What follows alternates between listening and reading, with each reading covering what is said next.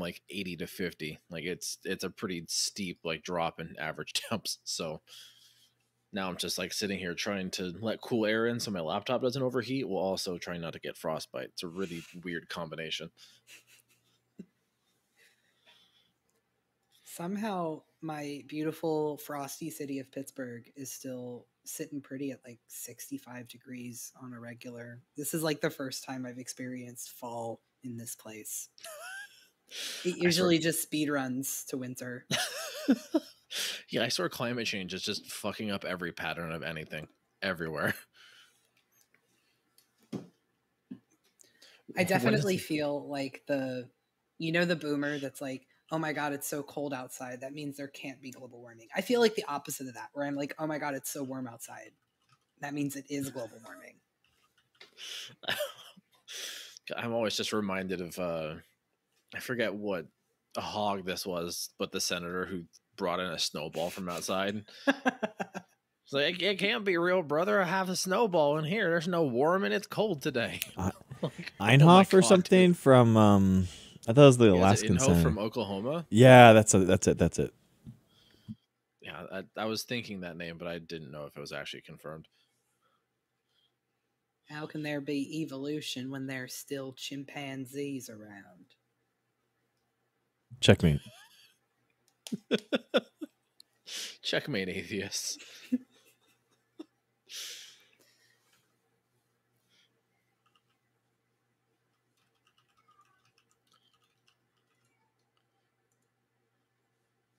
Oh yeah, Dr. Punabun is asking us, Greg, when is the hot tub stream? When's the ministry hot tub stream? So, Greg, I don't know if you have a kiddie pool hanging around from one of your small Gregs, but you could probably pull this off more easily than the rest of us. Yeah, dude, we do. We have to, honestly, for the kids. Like, it's either that or like we just don't hang out outside. So we're all into outdoor stuff. So got it going.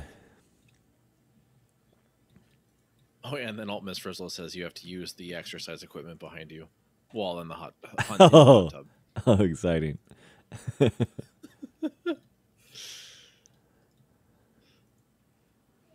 So how are you doing, Greg? How's the semester going? I know you're teaching. Quarter just started, man. Today it's crazy. It's like I haven't seen campus like this since 2019. You know, so I hope you have a high quality mask ready.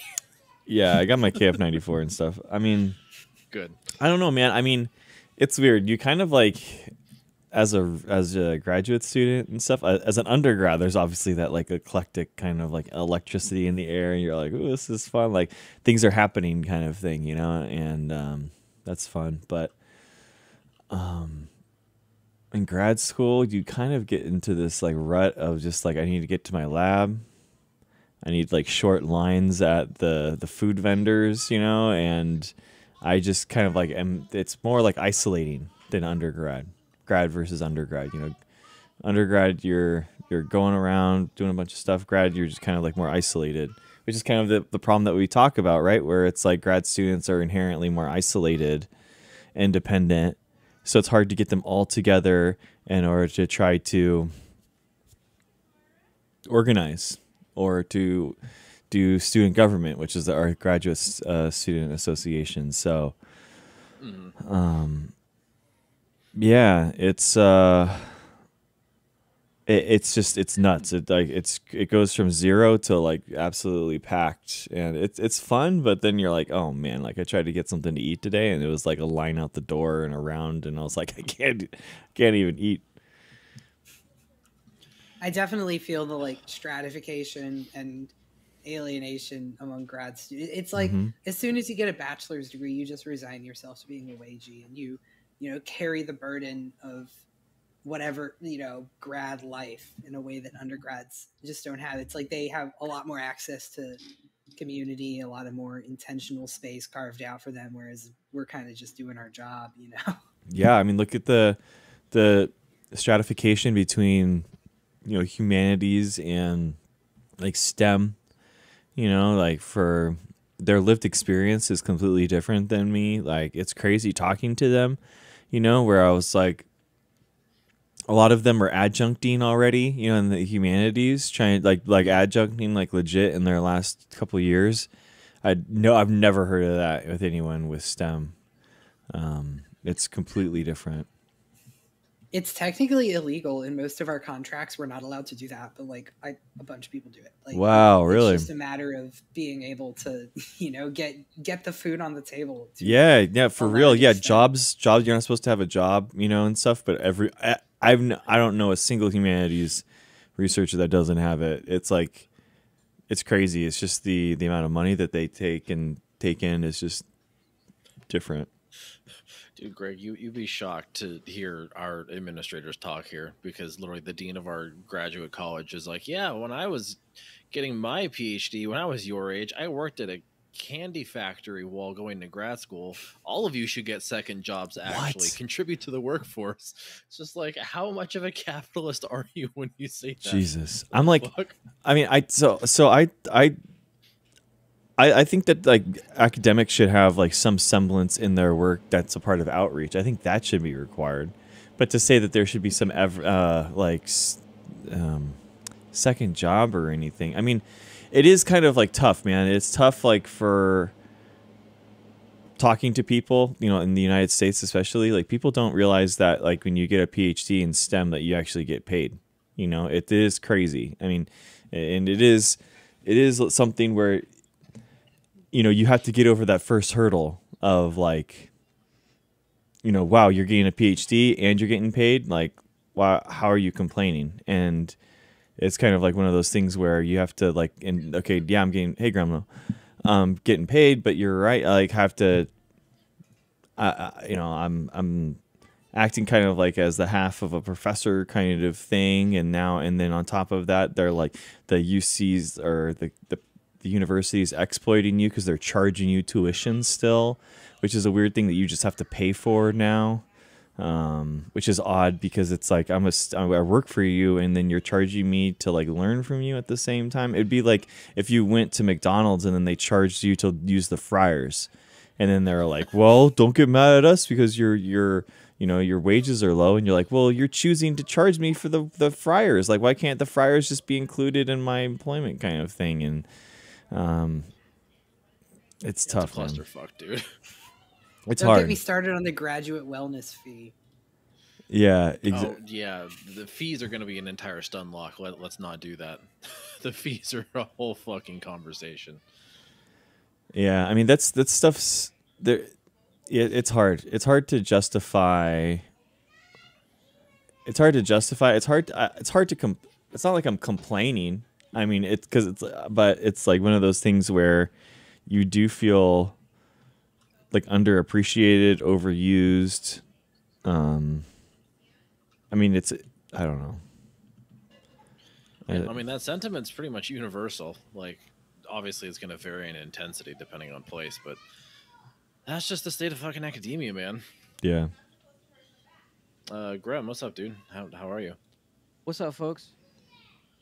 I'm liking the comrade hat that you got going. Oh, thank you. I've been working on a crust punk jacket. Ooh. Yeah. Nice, dude. Check it out. Nice. You got all kinds of cool stuff on it. You got don't step on Snick. The 3 arrows with the Maoist hat is really giving some kind of contradiction. Yeah, I don't know what's up with that. Don't ask questions. I got another cool patch coming in. And like, yeah, I think you should just turn that into like a leftist spattering of iconography, even if half of it contradicts with itself. That was an idea. I wanted to like have some like cool iconography, but I didn't want it to be like super sweaty. I want there to be like some fun stuff on there too. Yeah, that's fair. Just turn it into more of like a meme coat. Yeah. So we were waiting for Amber. She got caught up in lab, so she'll be here probably like 10 to 15 after the hour. Okay. I guess in the meantime, Reed, do we want to like have the polls and then kind of explain formatting, or do we want to like wait for Amber before we get into the formatting? I think we can do the poll first and then like maybe talk a little bit about maybe some of the goals of the format and just kind of between us, and then we can repeat that kind of stuff for Amber in a shorter form.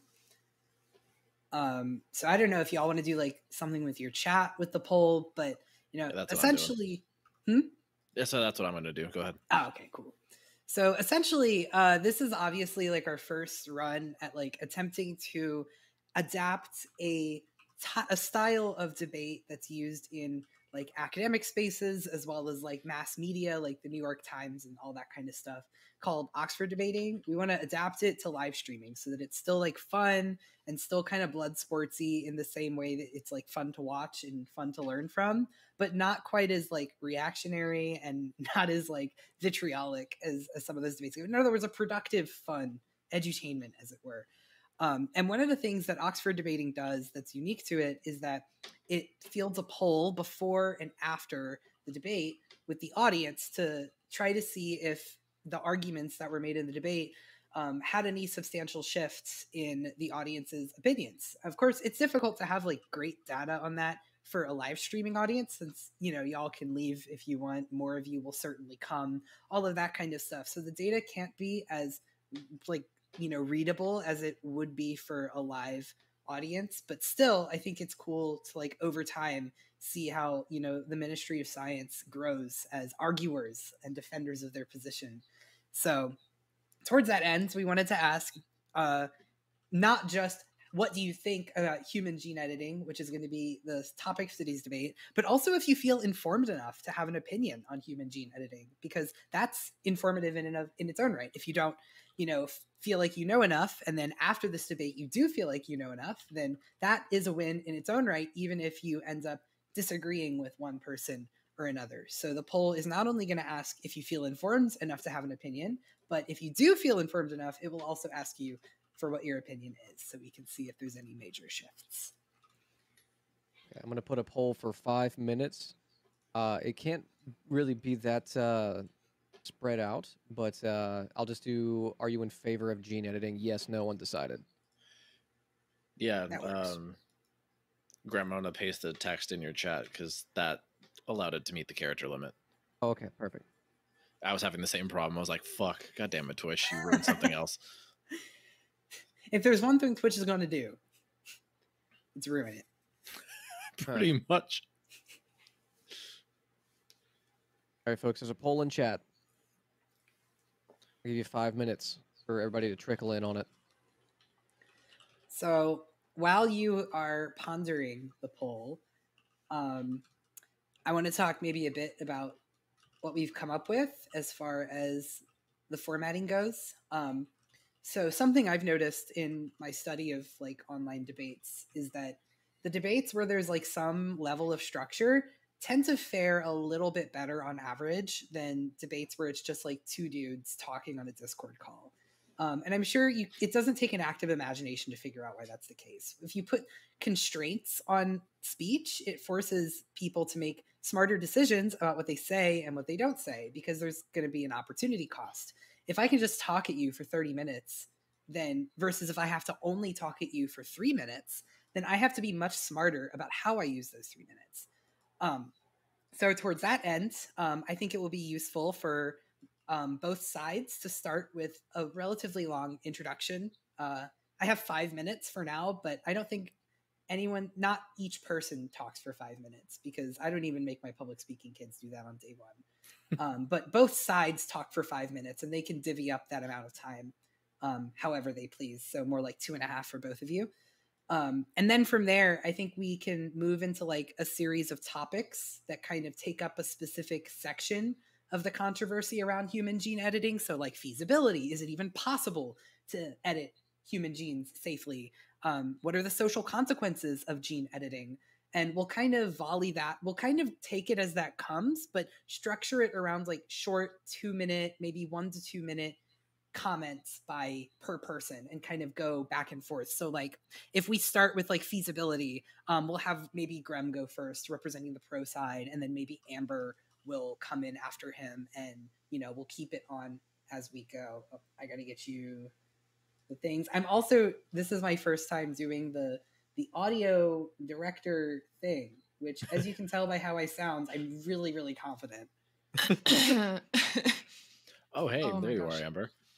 I'm gonna be sniffling for like 5 minutes. I ordered mild chicken tikka masala, and my sinuses are obliterated. So it's usually not Ooh. that spicy, but that batch like fucked me up.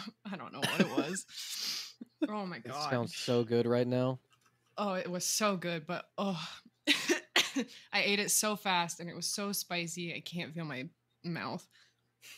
Yeah, that's why I go for biryani every time I eat Indian food, because they don't like obliterate you as like the fragile white person with their like omega Usually- powerful spice. Usually, chicken tikka masala is like really mild. Like, it's not even spicy. I can't even taste it. And I'm a white bitch. And then this time, they said fuck her and just fucking. Yeah, who did you piss off there for them to do this to you? Dude, I don't even know. Oh, yeah, and Amber was Oh. listening while you were saying all that, Reed. So I don't think we need to like regurgitate I it was- again. Oh, perfect. I was on the stream. Oh, I have audio doubling. Oh wait, hang on. I don't see your video. will fix that. There you are. Hola. Hi. Yeah, I forgot to mute your browser source, so chat heard God mode Amber just doubled for all of that. The all powerful. That's why I'm against gene editing, because I am God. You Don't can fuck just with my edit it creation. yourself. Yeah, Emma's gonna The bust D out and her D in like. Amber stands for double. Ooh, What? yeah. The That D reads and I D in didn't- Amber stands for double. double. Yeah. Oh, there were double. two of Oh, you. double audio. Oh my god. Nah, That Got 'em. spice really got you fucked up, don't it? I think it was Oh. just because every time I hear the DN stands for, my brain just autofills D's nuts into the equation. So. Hey, I'm not gonna complain. It's a perfectly valid acronym in my book. True. Marcus, I was getting tortilla chips last night for dinner at the grocery store, and right behind me there's a giant stand of the one chip challenge packs. I thought Oh god. I didn't know that like this was something you could get at a grocery store. I thought it was something. You had to That's a order good online. point, dude. Should they have like a, I don't know, like They a need safety like a warning? Surgeon General's warning on that shit. For real? Yeah. Dial up Vivek Murthy to have him stand in front of the stand with his like sailor outfit. Be like, yo, you probably shouldn't eat this hot chip. That's weird. Do we want poll results right now, or do we want them for Later. later? Later. Okay. Yeah, Okay. hang on. Let me write down my results. Yeah, I'm gonna screenshot it real quick. Yeah, good idea. Next, I think all of the electoralists in chat have voted. So don't vote twice. No collusion. Yeah, I think someone earlier was saying stop the steal on a poll that has no correct answer. We just need to find 11,000 votes. Stop the count. Oh Man. god. What a fucking I'll- day. Yeah. I'll let it run. Dude, so in my lab, in the lab that I'm in, the water main busted open above like my hood, and all my strains and all that kind of stuff Oh my flooded the God. room. So we have to like re-sanitize the hood, get it checked out. I'm like, oh my gosh. It's always something, That man. sucks. I had to freeze down cells, and our FBS was frozen, and it took 3 hours to thaw. So, and Yeah, then I that's had never fun. 24 plates of cells to freeze down. So Yeah. I am numb to the world. Yeah, that was me on Tuesday after another round of abortions in mice. Ooh, yum.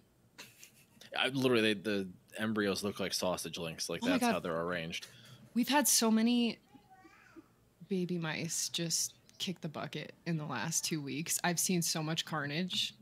Speaking Jesus. of, sorry. Okay. Anyway, we'll Good have to Lord. talk about that one after the debate because that's a Yes. whole ass separate issue.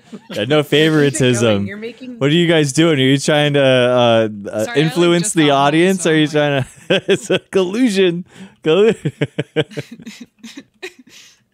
Scientists bad. Yeah, exactly. All right. I think we're all probably like copacetic, save Amber in the spice recovery period. So, Reed, do you want to like lead us off now that we've got poll results and everything? Yeah, of course. So I think that we'll start just by repeating the topic so that everybody is on the same page. Who is on each side? I'll run down like the general format once more, and then we'll get right to it. So today's debate is going to be about the ethics of human gene editing. So the general sort of question that these people are going to answer for us is essentially, is it ethical to pursue human gene editing technology? Would it be beneficial for society to pursue human gene editing technology? And as I'm sure you can tell, Amber is on the negative. So debating on the pro side or for, we have Gremlo and Greg. And on the negative side, or against side, we have Marcus and Amber. So the way that this is going to work for anyone who just walked in or just for reference, we're going to start by doing 5-minute openers for both sides. They can like tag team it or do whatever they want, just as long as they set out all of the sort of points that they want to make clear for the audience before we get into the specific topics. And then we're going to go back and forth on each of these topics that I have right here, probably going to get to about 4 of them in the amount of time. And then at the very end, we'll leave a little bit of room for whatever sort of summary or closing remarks. If at any point during a topic, there's an issue that might be a little bit sticky or difficult to like parse through in like 2-minute dialogues going back and forth between each person, we might have like more direct conversation where it's just like, all right, here's this issue, like that Gremlo brought up. Does somebody on the negative want to like ask a question about that or direct it or address it more directly? But for the most part, we're going to stick to like formal, the 5-minute introduction, the 2-minute speeches between each person. And then we're going to, get the poll results and see what happened from there. So if we're all clear, we're all on the same page, then let's go ahead and get started with the 4 sides. So Gremlo and Greg, tell us about why we should be gene editing some humans. Greg, if you want to take the lead and however much time you feel is appropriate, once you're good, I'll just do a follow-up. How much is what's the time? I'm sorry. How much time have you got? 5. Oh, no worries. It's 5 minutes. And okay. I will do and that's for like the whole side. Okay. So I'll also do like, if this is helpful for you all, I can do like hand signals. So like when you've used 2 minutes, that'd be I can great. do like 2, 3, 4, 5. Would that be helpful? Sure. You take as much time as you like, Greg. Okay. Great. All right. Thanks, man. Okay. Okay. I'm starting now. All right. Well, I think that we should be using molecular biology and new advancements in order to better humans. So I do think that you should vote yes to genetically modify humans. I think it's important that, if people are initiated to this, to realize that there's 2 different types of genomes inside your body. There's your somatic and your germline. So your somatic is kind of like your skin cells, the cells that have differentiated, what kind of cells that are existing, and then there are germline cells that would be passed on or through heredity and all those kind of things. So it's important to note that there already are a lot of existing treatments that use gene editing. They are FDA approved and allowed. They're sometimes called gene therapy, but they're replacing mutated genes, fixing mutated genes, and making disease cells more evident to the immune system to help. Right now, there's 16 different treatments that are currently allowed by the FDA. And specifically, there's actually a new one that just came out by Verve Pharmaceuticals that are actually using CRISPR, which is a molecular biology tool that people use but it's actually a different type of tool than the normal ones that are normally found in cells, and this one just edits the nucleotides. It doesn't change or do insertions and deletions like by bulk that normally do. So I bring this up because it's important to realize that a lot of the problems and a lot of the things that the side effects that can happen, we kind of know about it, right? And as scientists, we're researching them to make it a lot better. We're making CRISPR and other genetic tools, or molecular biology tools for genetics, to be more specific, less off target. I've read one paper that actually has a single use CRISPR. So if it finds the detected mutation and then changes it, and but then it stops being usable after that. And the nice thing about that is that it doesn't go around making a bunch of off target changes. I think it's important to realize that accepting gene editing as a kind of like tool and accepting scientists has compounding impacts and broader impacts on not just humans too. So if we said that carte blanche, we would never be gene editing humans and we'll never allow that, then there's going to be less research money in general for mammalian research. There's a lot of grants and fellowships. They do mention there has to be some tie-in at the end to some type of mammalian system that is used. And I know, by the way, as someone that's dedicated their life to plant research, which is more interesting than mammals, by the way. But the point is that we kind of have to bring in the human endpoint still. We still have to connect it to humans. So it's there has to be some connection. And I think I'll end it there. 1 minute, 45 seconds, Grim. Sorry. Okay, 1 minute 45 remaining? Yep. Okay. Ladies and gentlemen of the panel, distinguished guests and moderator and lovely chat, what we're having discussion on this evening is on whether or not humankind, human science, can continue to flourish as it is. You will hear many arguments from the opposition, many deriving from a Luddite perspective that is against the progress of humankind.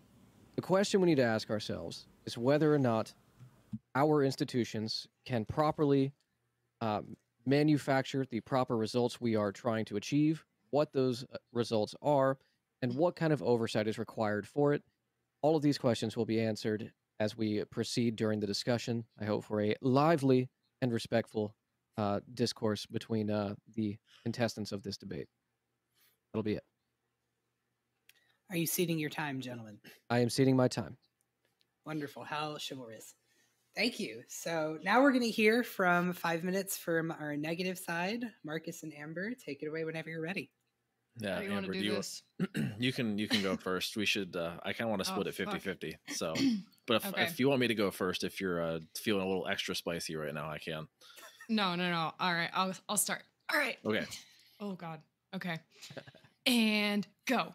So, listen. Science is important, and I know that gene editing is important because I work with genetically modified mice. However, gene editing in humans is an entirely different beast. As I'm sure you're aware, the ethics in that field is completely different than gene editing in mammals, but I don't think that we should really extend to humans because we would have to edit germline cells for it to be permanent in an embryo. And that causes problems down the line because you never know what those germline mutations are going to do to that person or their future family, or, some of these off-target mutations won't be obvious for generations, maybe. Problem is there's just a lot of unknowns with editing humans. How much time? Oh, okay. Wait, 1 minute for me or 1 minute total? One You've minute used elapsed. 1 minute. Oh no. Okay. No. Okay. I lost my place. Yeah. Hold on. Pause. Go okay. ahead, Marcus. I'm gonna try to find my place you can again. tag out. So while Amber thinks, let me kind of engage in some broader commentary. In 2012, the two co-founders of CRISPR, Jennifer Doudna and Emmanuel Charpentier, they discovered something whose impacts may not ever be fully understood or realized within society and within the human body. And it's for that reason that one of those co-founders, Charpentier, along with scientists from 7 other countries, all signed a broad call for an international moratorium on the use of CRISPR gene editing technology in 2015. They did that for a reason, and I think it would really benefit people to understand the reasoning why those who even discovered this in the first place characterized it and understood it the best among all of those in the scientific community called for said moratorium. Right? Amber alluded to some of these reasons. We have a very limited understanding of undesired effects. We don't have the truest of precision yet, and now we have the specter of generational effects of the use of this technology that could be with us for generation after generation after generation. And yet, currently, the scientific community trudges along without any concern for ethics, as we now have FDA approved gene therapies that have now literally killed at least 2 children as of today. So maybe society is not ready for this kind of a technology, and we should step back and realize, are our scientists going too far? Should we really have scientists going willy-nilly into our genetic code, editing whatever they want with a DNA modifying technology like this? I think it's not time yet. Society's not ready for CRISPR. Society's not ready for gene editing. And we would do well to realize that if we keep going on ahead, there are consequences that extend far beyond what we are even capable of thinking of. Amber, pick it back up. To add to the society not being ready bit, let me list off countries that currently have GMO importation banned that could affect genetically modified humans if society does not catch up. We've got Algeria, Kyrgyzstan, Bhutan, Madagascar, Russia, Zimbabwe, Peru, and Venezuela, with multiple other countries outlawing cultivation of GMO crops, not necessarily their importation. And a lot of these countries that aren't in that list have it on a case-by-case basis, so they'd have to review, in theory, each GMO person that came into their country.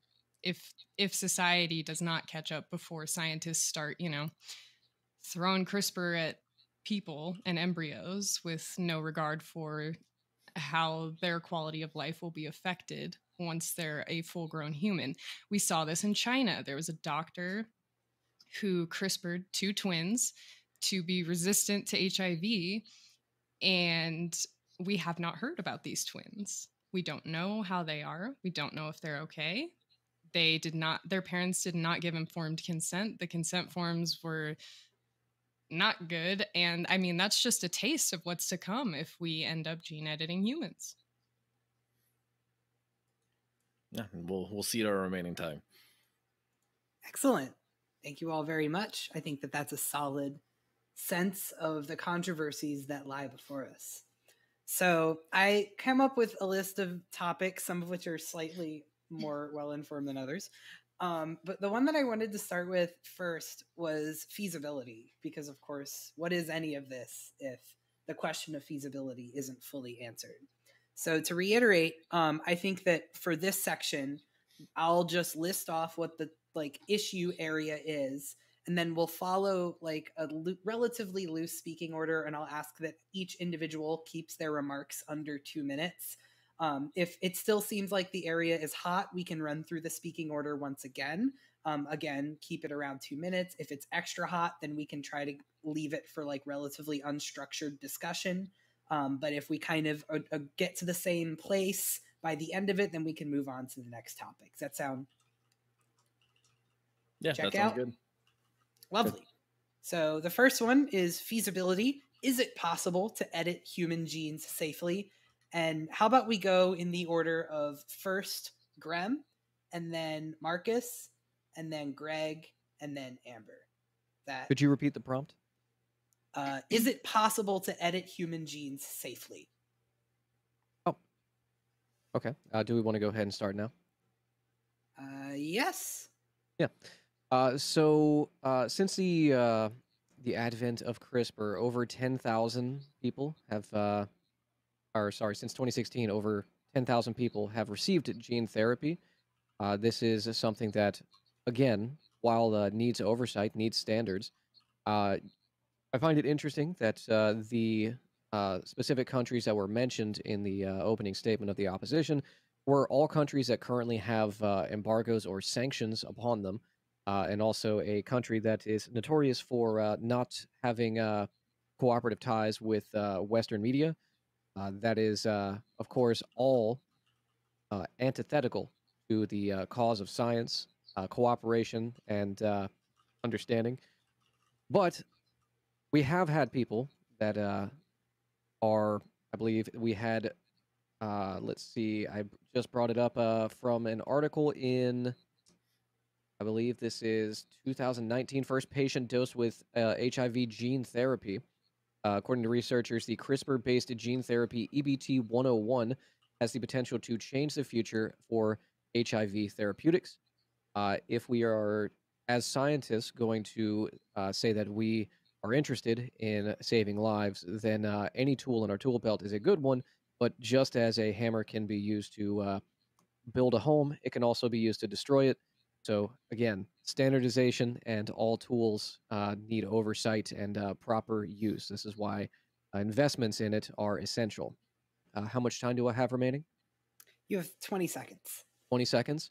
To close out my statement, it was once said that with the advent of the printing press, that it would destroy the minds and souls of the public.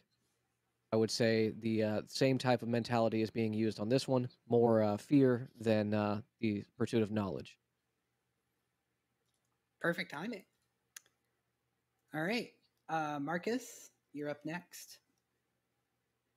Awesome. So I think in response to sort of bring up that issue of, we're already currently using gene editing technology, it's worthwhile to consider, especially with the one that was just mentioned for HIV/AIDS.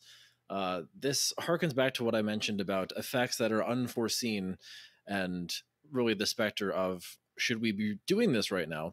The way that gene therapy is delivered is through the use of a virus vector, sort of similar to what the Johnson & Johnson vaccine used, the AstraZeneca vaccine used in the COVID realm. Said virus vector for other gene therapies is actually the reason why, as I mentioned in my opening statement, 2 children died of acute liver failure, simply because the actual way this gene therapy was delivered was ultimately toxic to their system. Now, the notion of editing out HIV genetic code in the body of an HIV patient is a noble one, undoubtedly. However, we have to realize that in broader society, HIV patients have often felt like they have been guinea pigs and experiments relative to what the scientific community has done.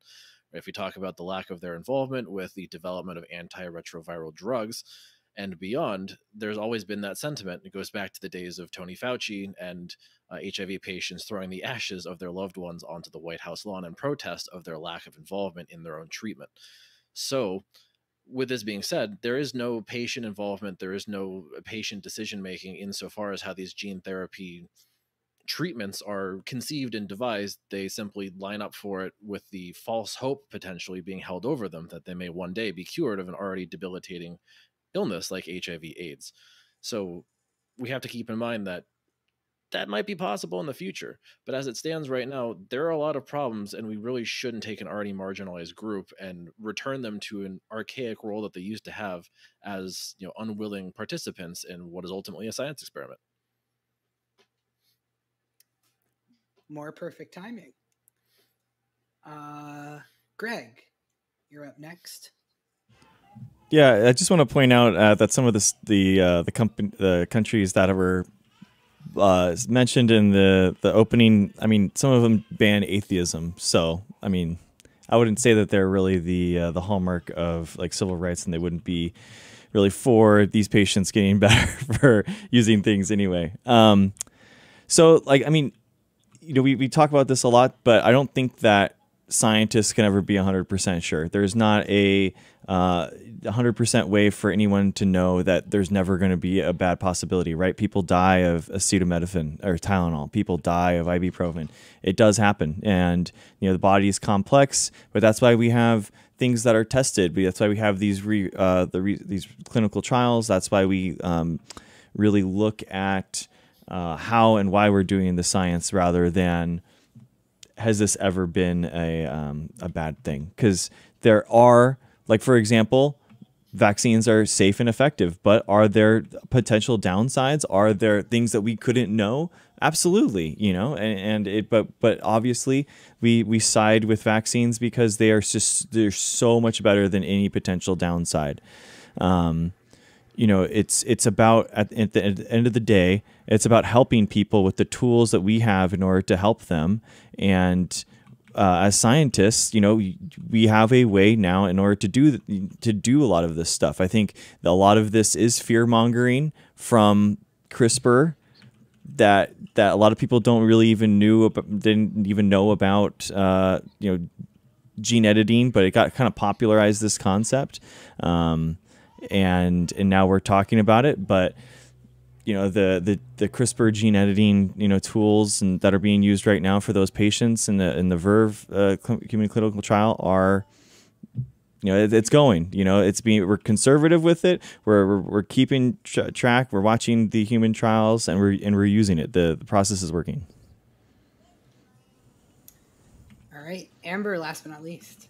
So I want to start by posing a question to everyone. When the question of feasibility comes up, feasible for who? I'll just leave that for a later discussion because I know you have a question related to that later. Just let that marinate.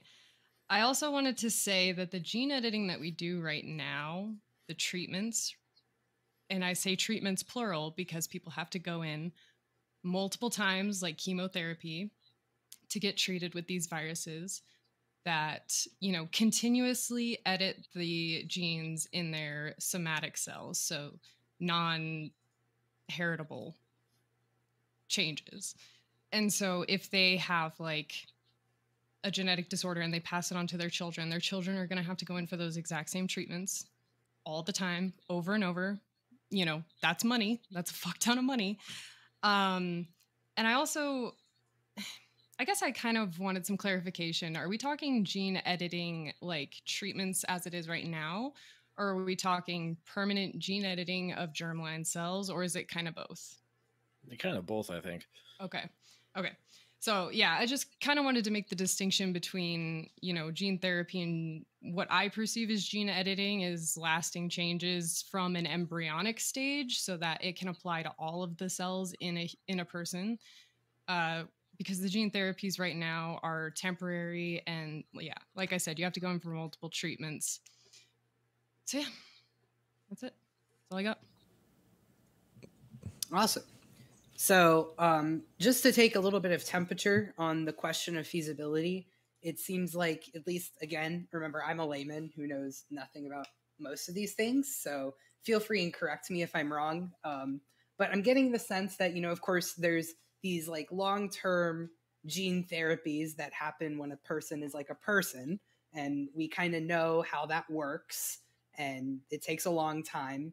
And then there's also like embryonic gene editing that's quite a bit more experimental. And it seems like both sides generally agree that both of these are possible. But one of them, the latter, the embryonic one, is way more experimental and therefore opens up potentially, according to the negative side, and less so to the affirmative, the pro side, certain groups, particularly marginalized groups, to a little bit more harm than others. Would anybody object to that characterization? I think on the technical end of it, I mean, I was kind of debating as to whether or not to even like include this, but as far as like germline editing in like an adult, right? Like ultimately you'd have to like deliver this into somebody's balls or their ovaries to actually edit their sperm or the egg respectively. Like I think there's still a lot of technical issues with that would make it difficult from a scientific perspective to do, let alone the actual cell of like, hey dude, drop your trousers, we're gonna edit your balls. Or you don't threaten me with a good time. Oh my god.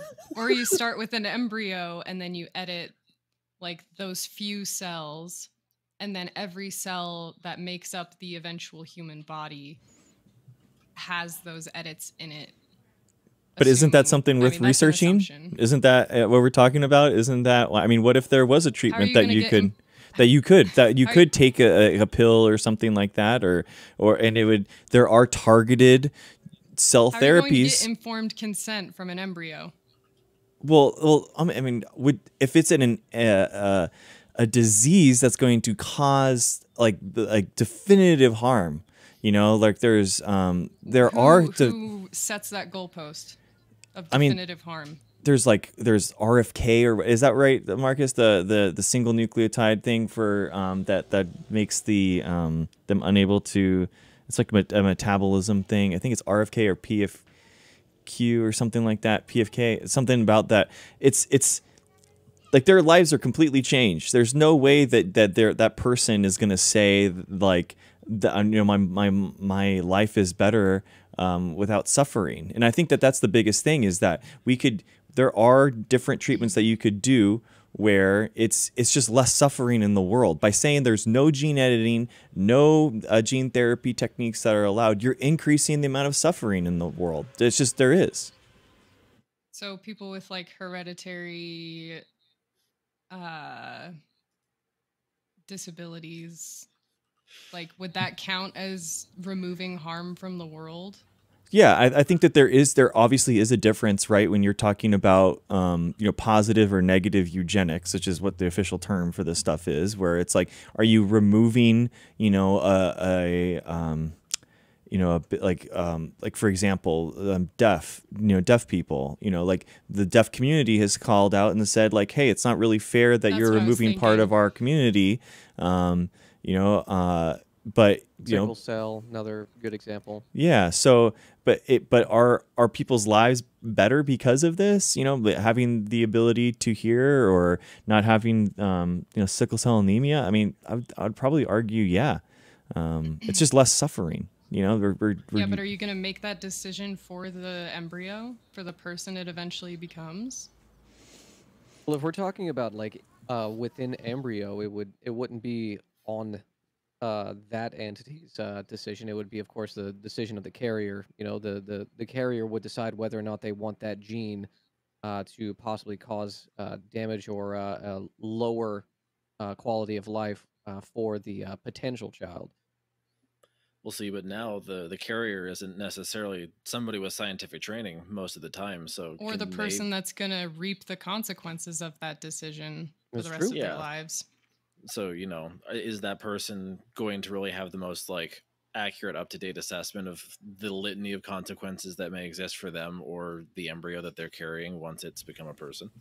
That's a great ethical question to have and to ask about it. But I think that there's a difference between like researching that stuff and allowing that kind of research to happen versus just saying, I think what we're not saying is, and it's good to outline what we're not talking about here, is we're not talking about like an app baby where you just like pick out the tone, the color that you want for your baby's skin and eyes and all that kind of stuff and hair. And we're not talking about that kind of like crazy Gattaca dystopian world.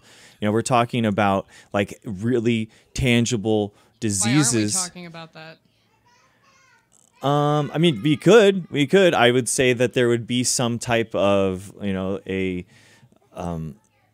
material gain of having more diverse people in the world. Of there's just diverse experiences that exist. That if everyone looked exactly the same and everyone had all the same traits, it just doesn't. You lose something, in my opinion.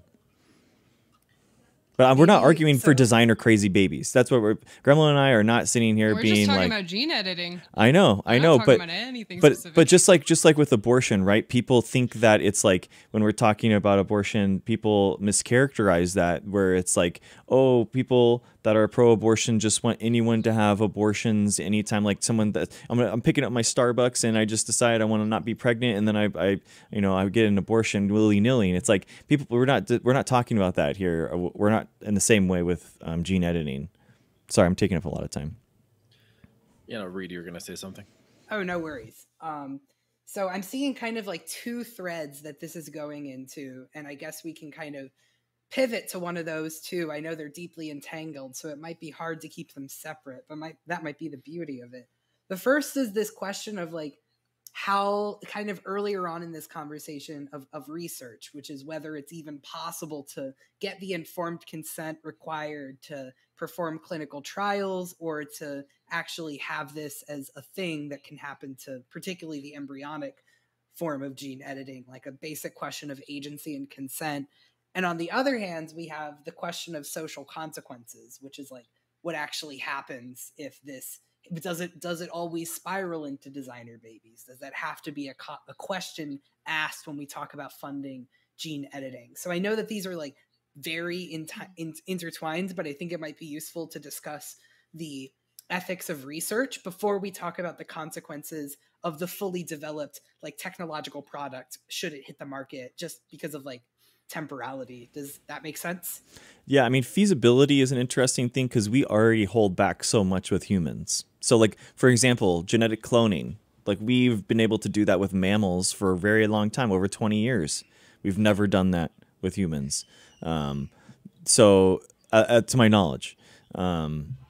But we do hold back a lot. We are, and especially the FDA in the United States, there's a lot of technologies, gene therapies, and other things too. Like I have a dozen examples I could talk about, but I'm not going to bring them up because we're talking about here how cautious we are as a scientific community in the United States specifically, because we all live in the United States, that we already are. There's clinical trials that are open, that are transparent, clinicaltrials.org. You can go and you can look at them yourself. I'm actually really curious to see what Marcus's thoughts are after this on the one with Verve. I'm sure he'll go into it. And it's like, it's in the link with the document. We're really nerding out for this, letting you guys know. We got like a Google Talk going where this is real. It's bad. So I think that it's a step forward in the right direction of being transparent, being open, being ethical. So how about we do like one more round of along the question of ethical research, another round of the 2 minutes per person, just to kind of put out the cards on the table. I know that there were some issues of like what's in the scope of the conversation, so we might want to address that too and just make it clear. Do we want to do the same speaking order again? Graham, Marcus, Greg, Amber, or do we want to reverse it? Amber, Greg, Marcus, Graham. I'm okay I'd like with to go it. last for this one, if that's okay. So Yeah, Amber, do you want to go first? Very tactical, Gremlin. I like that. Yeah. Thank you. Yeah. That's a yes. All right. So it's research and the ethics of researching the gene editing. Yeah. Okay. So I would like to say, to start, that I'm okay with gene editing embryos that won't be brought to term. I would like to add some nuance to this discussion. However, my problem comes when we are gene editing embryos that will become humans, that will be brought to term, that will be carried to, baby status, because we don't know what these effects are going to have. And we can analyze, off-target effects in embryos, which would be kind of difficult, but we can do it. But until you do it in a full-grown human, like an embryo that will be brought to term, you'll have no idea what those effects are. And that's the problem, because you have a fully cognizant human being dealing with these ramifications of this scientific experiment. No matter how you dice it, it's like the Tuskegee trials. Like you have to do it in a human to see what happens, and that, you know, inherently comes with some ethical roadblocks, and I don't know if there's a way around that at this point. Like, we would have to make fake humans that can grow from embryos, which isn't going to happen. Otherwise, you're doing it in a living, breathing human who's going to have to live the rest of their life and have children who may also have the ramifications of that gene editing in their genes. And then you have a whole generation of people that are just fucked, basically. So there you go. All right. Next in speaking order to second, we have Greg, who is chomping at the bit. Okay, so these, I think that was an interesting nuanced point that you made, Amber. Like, whether or not someone is a subject of a research study, I feel like is very much up to them. For me, I would be totally okay doing a lot more experimental things that I think that a lot of people wouldn't be okay with, especially if I was, you know, in a a bad situation where I have like, you know, terminal cancer, something like that. I'm going like full experimental, like let's throw the whole thing at it, and I think that, like, as a scientist, like, you have to, you know, consent is very important at that point. You can't take advantage of someone that's in a bad scenario just because they're like that. But at the same time, as a scientist, I would do it to myself. I'll just say that I would do it to myself if they wouldn't allow it to happen to me. Removing the ability to research just carte blanche, you know, does impact the ability to have a whole cascading events of research topics. Like, for example, stem cells and the George W. Bush ban on that. There was a huge impact on the medical research community, and it impacted not just stem cells. Also, like, the authoritarian choices that you make as a parent, you know, whether or not you would want your child to have these diseases, negative diseases normally, like, you know, that's a decision that parents would make in other things too. So, for example, like, circumcision is a really big authoritarian decision that a lot of parents already are saddled with, and we allow parents to have that decision. Next up is Marcus. Oh, we got some discourse. Nope. We've got a structure. I'm shutting up. No, this please. Is good for me. This will be good for me. This is great. Continue. Remember your breathing exercises. I know, it's so hard. All right, Marcus. So I think there's two things that I want to unpack a little bit. The first one is going back to the notion of, you know, who do we actually start with, right? Who are the initial swaths of people, literally people, who undergo gene editing with informed consent? And it's really difficult, I think, to really answer that question, given the history of consent issues in the United States, and given the history of unexpected consequences of medical interventions in the United States. The first one, I think Amber mentioned it earlier, were the Tuskegee syphilis experiments, where a marginalized group of people, and Black men, were intentionally given syphilis to look at the effects of advanced disease and denied the treatment for it in the form of antibiotics. Right. If we want to talk about unexpected effects, we have the thalidomide story, which was a medication given to pregnant women for morning sickness. And then, oops, turns out it causes a whole bunch of birth defects and possibly cancer. So we kind of have to take a step back and think, you know, what group of people is most likely to undergo gene therapy? Right? People who are stricken by genetic illness, which disproportionately affects marginalized people due to a variety of reasons. You know, the history of existing in America, the impact of America's institutions, and how you know, things like systemic racism are institutionalized. You know, the impact of all of that on the biological procession of a person's life, their genetic code, their bodily functions, and how that transmits through generations. Those are things that we really don't have the most complete understanding of, but there are some initial publications to suggest that yes, systemic racism does, in fact, among other institutional issues, modify people's genetic code in a way that has very tangible real world impacts. Now, the other component of this is the notion that right now, I think, Greg, you mentioned this, right? There are ongoing clinical trials with gene therapy and some approved ones. Something I've talked about a bunch on stream is the current data fabrication crisis that is going on in society right now. The gene therapy that I mentioned before, the one that actually killed 2 children, that one was made by the pharmaceutical company Novartis. And it's time. Oh, damn. Okay. I'll get back to that later. We let him. Soon, You can mention it. Go ahead. We'll give you 20 seconds. Yeah, I don't actually need that much more time.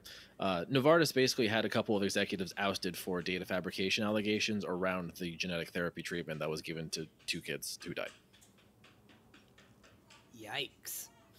What do you say about that, Grem? I am happy that both Amber and Marcus brought up the Tuskegee syphilis experiments and also mentioned informed consent. Given that informed consent was not met in those experiments, given that they were not informed that they were being experimented on, that is an example of malpractice and egregious human rights violations and a lack of oversight, which from the outset of this discussion, I argued is pivotal in the expansion and further research into gene therapy. I don't have a whole lot to give on this topic because soft science guy. But ethically speaking, if we are going to further a pursuit in science, regardless of what it is, be it gene therapy, be it hormone replacement, whatever it is, informed consent first and foremost, and oversight from a not only government institution but third party international institute is essential for us to be able to pursue this. Right. So I think just kind of teasing out some of the issues before I let you all add it. I think that obviously we all agree that informed consent and oversight is a necessary part of any ethical, form of research, especially research into the human genome and gene editing. I think the issue at hand that the negative side, the con side, is bringing up is about whether or not it's possible to have meaningful experimentation that has informed consent that also can yield usable results, i.e. on embryos. So maybe we can kick it to the pro side to kind of talk about how they might think about the acquiring of informed consent in this context, and then maybe back to the negative to indict it. I mean, a lot of the existing gene therapy treatments are for things that aren't seen as, like, for example, with the deaf community, I mean, there isn't like a heart disease community. I mean, it's the highest amount of people that are dying in the United States are dying from heart disease. But a lot of these are, muscular atrophy type 1, multiple myeloma, B-cell lymphoma, melanoma. I mean, these are all things. I mean, are we protecting the melanoma community now? It's like there's obviously people that want to not have melanoma or something. And these are. I do think, like I said, there are decisions that you make as a parent that are inherently authoritarian, and it weirds me out personally, like trying to make those things. But you have to think about. You just have to consider all the options and think about what's going to happen, and if you're going to be okay with them changing their mind later if they can. But for a lot of these, it's like I don't think that there is any way that there could be any like, oh, I wish I had a melanoma. And if I could add on to what Greg is putting down, I think for the panel and the audience, we should have a consistent understanding of what we're talking about when we say informed consent, because there are 3 criteria we have to meet: disclosure of information. So the person participating has to know exactly what they're getting into, competency of the patient or surrogate to make that decision, so the person can't be impaired or coerced, and voluntary nature of the decision. It cannot be under duress. So as long as we're all operating off of the same idea, then I think we can at least move forward with it with some clear-headedness. Great points, Graham. Thank you. You look handsome today. Oh, thanks, pal. So can I go ahead? Yeah. So this is going to be kind of a spicy take, but this kind of goes back to a lot of the commentary I've had, like in the COVID realm and when it comes to vaccines. But completely informed consent, I think, is impossible. I don't think it's ever possible for any layperson to know the fullest extent of what they're getting into relative to what a physician, a scientist, or other trained individual in the field actually understands. I think if we're trying to define what informed consent is, essentially we have to come to an agreement that the patient knows enough rather than knows the entirety of what they're getting into.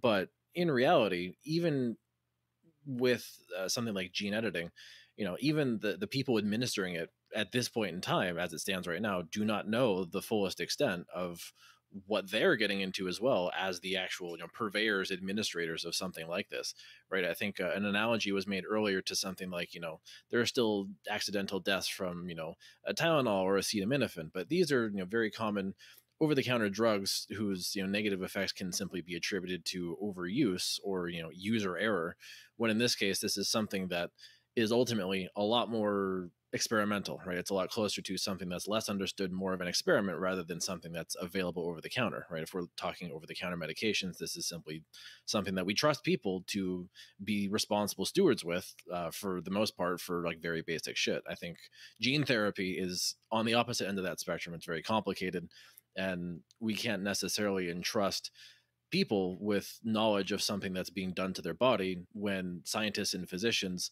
don't have the complete understanding that you would expect them to as a patient in this scenario. And a logical comparison then is, okay, well, why do we give out COVID vaccines? Well, there was a big emergency because people are dropping dead in large quantities. With genetic diseases, a lot of these are affecting a much smaller quantity of people. Therefore, the societal need to urgently gene therapy people right now is not really present.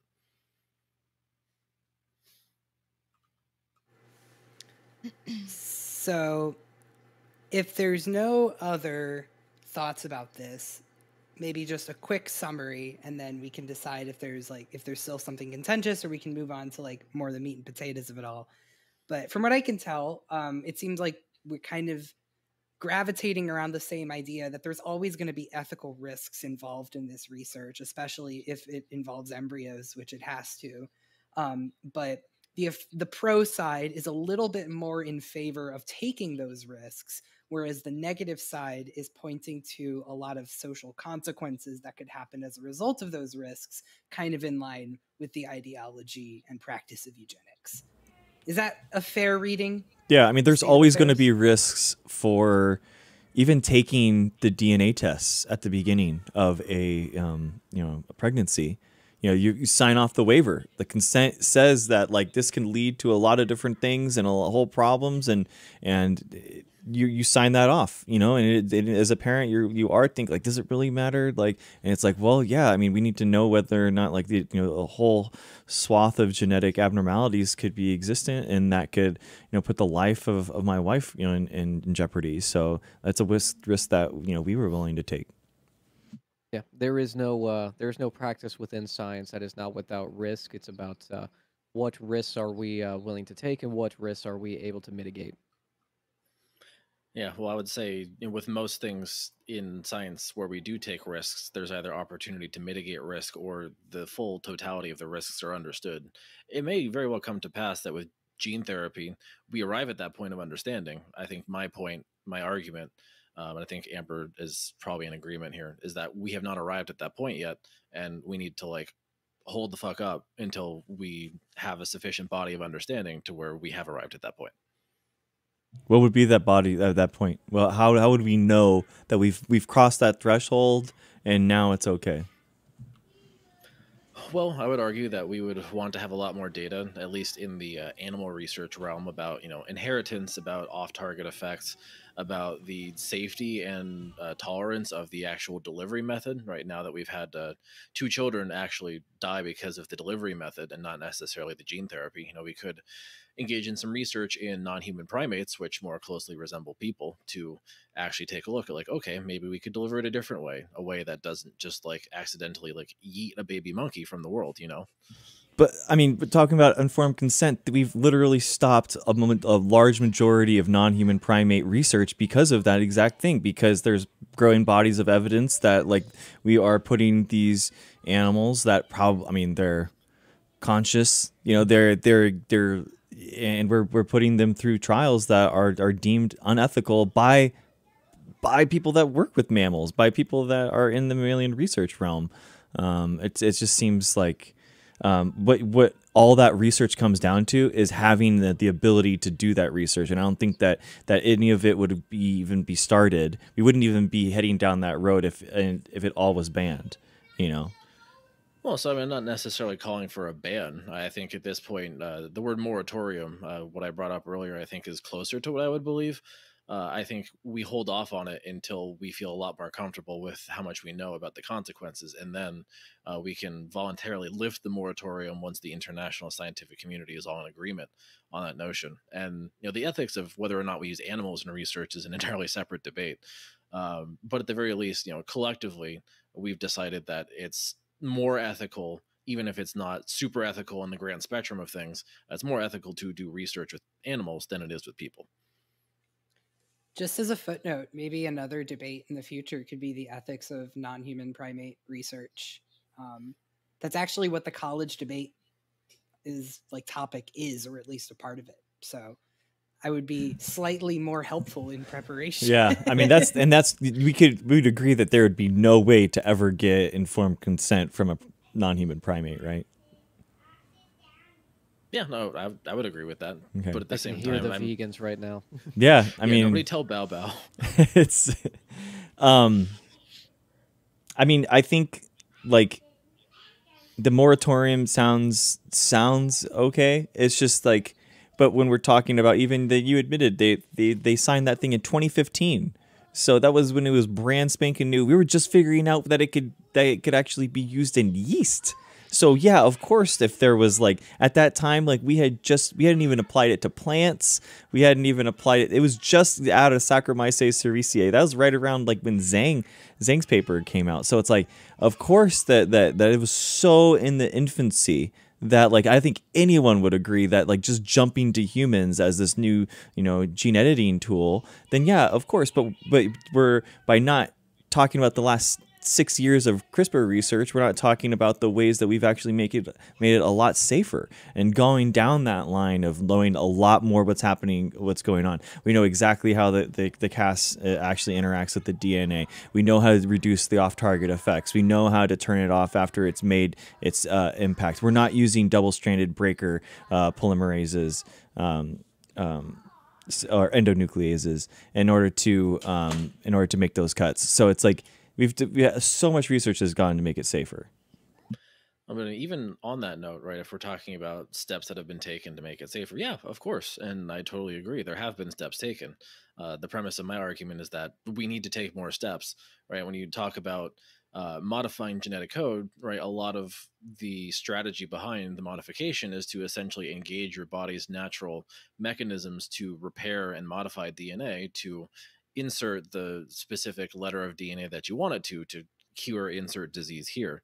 Well, that set of features in the cells in your body, they're not always foolproof. That's one of the reasons why we get cancer, right? A failure in DNA repair leads to a whole separate realm of disease, right? I'm not sure that I'm willing to engage something that has this potential for unintended effects, possibly cancerous, possibly just not fixing the disease, possibly some sort of unintended edit to DNA nearby the site of interest or somewhere else. There's still so many unknowns that I don't think the risk benefit ratio falls squarely on the side of benefit. I still think there's too much inherent risk that is yet to be mitigated. And we could engage in a lot more funding towards that kind of area of research. We could call it, CRISPR stewardship studies to actually, fine tune this as much as humanly possible. And if there's some sort of upper bound that we reach, then okay, then that's the point where we actually start, engaging humans who can consent as much as they can and do those trials. I just wanted to say something really quick. Marcus brought up cancer risk, and I just did a bunch of reading on microRNAs and their contributions to cancer. But basically, they're just these tiny little things that can degrade your mRNA, which is how our cells express proteins and express their genes. So these little microRNAs can basically silence genes without us seeing it in the genome. So if there's an off-target effect of CRISPR on one of those microRNA segments, you could have a mutated microRNA that could, cause cancer or silence a gene that you need. Like, this is beyond just sequencing DNA and making sure that everything looks okay, because there's so many microRNAs and we don't even know them all.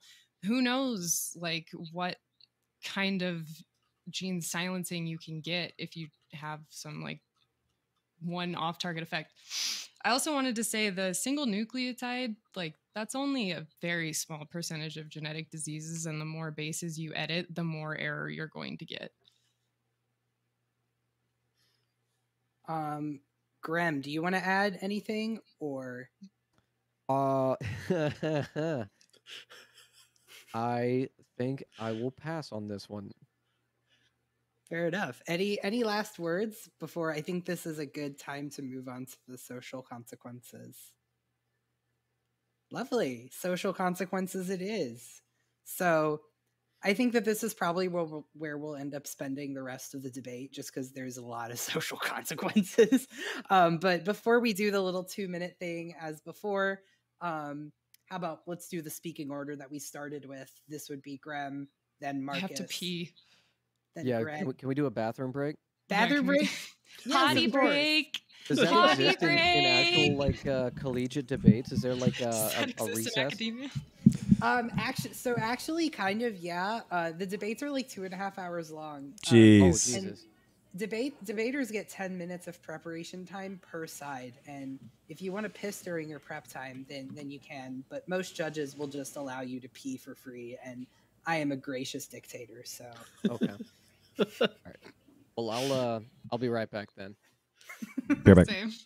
Yeah, maybe now read for the next one. We force everybody to a Foley cath before they actually walk up and come to the debate panel.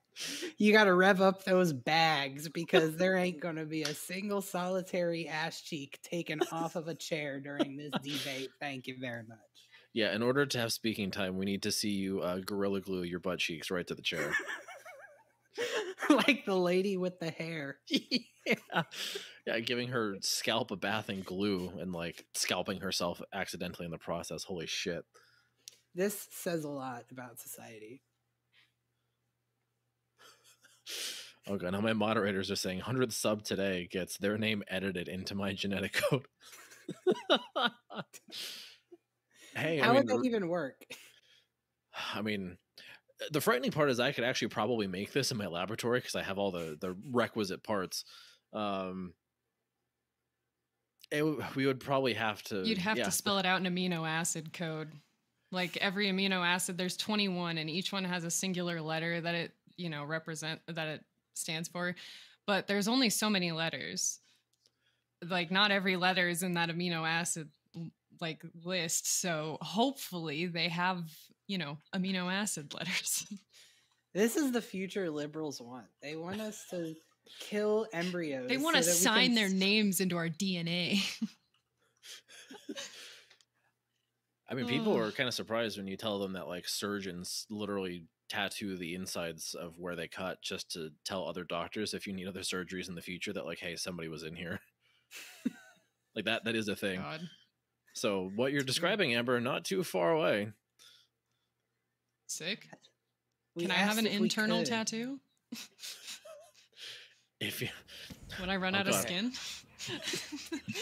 just go, just get open heart surgery and get like my chest cavity tattooed on the inside. Gremlin was like, Sick. "What the fuck did I just come back?" No, that's awesome.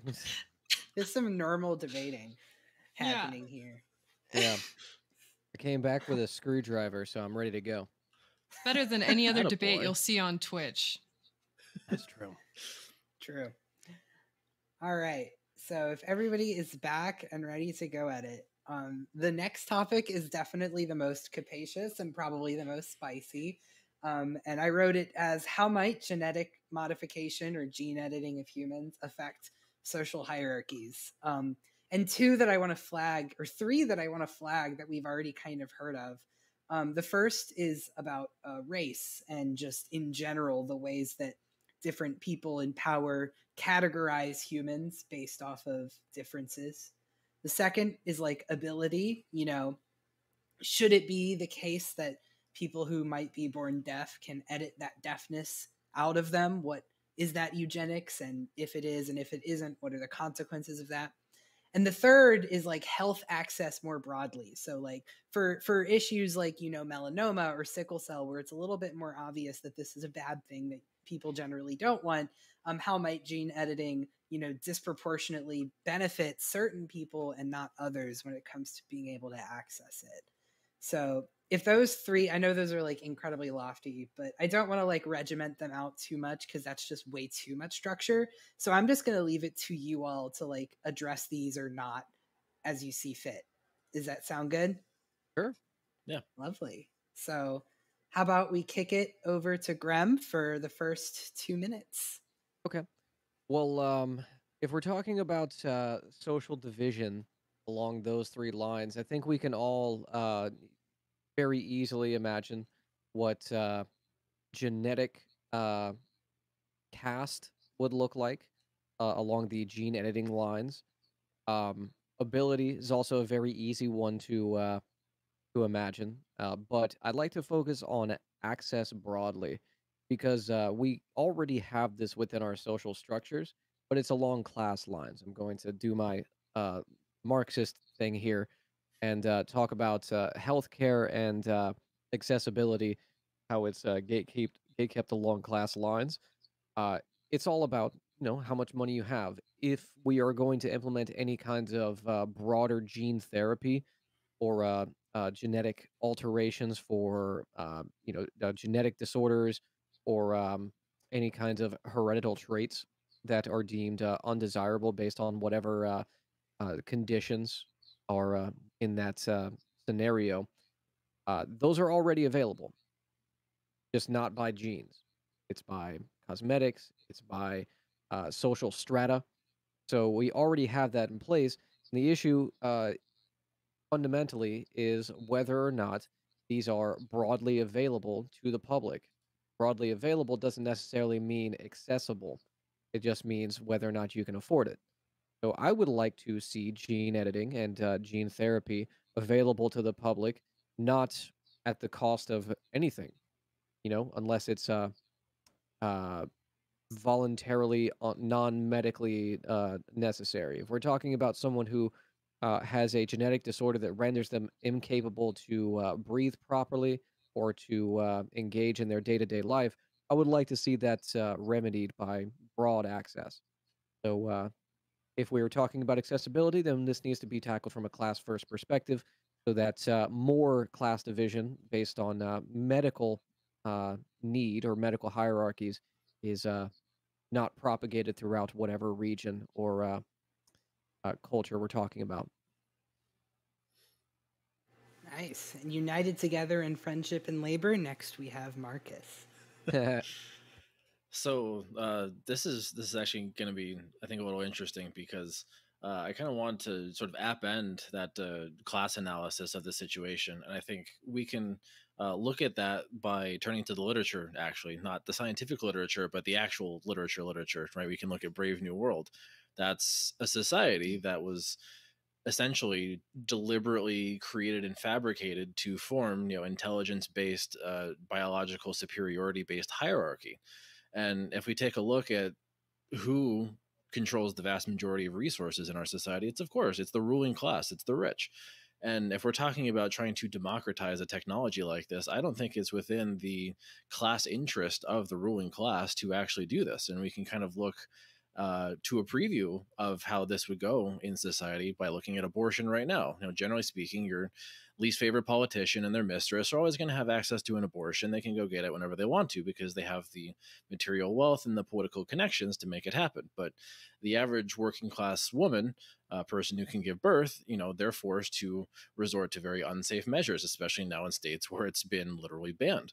So, if we're going to talk about the availability of this kind of technology and access to the average person, I would agree with Graham that yes, for treating one-off genetic diseases, yeah, totally.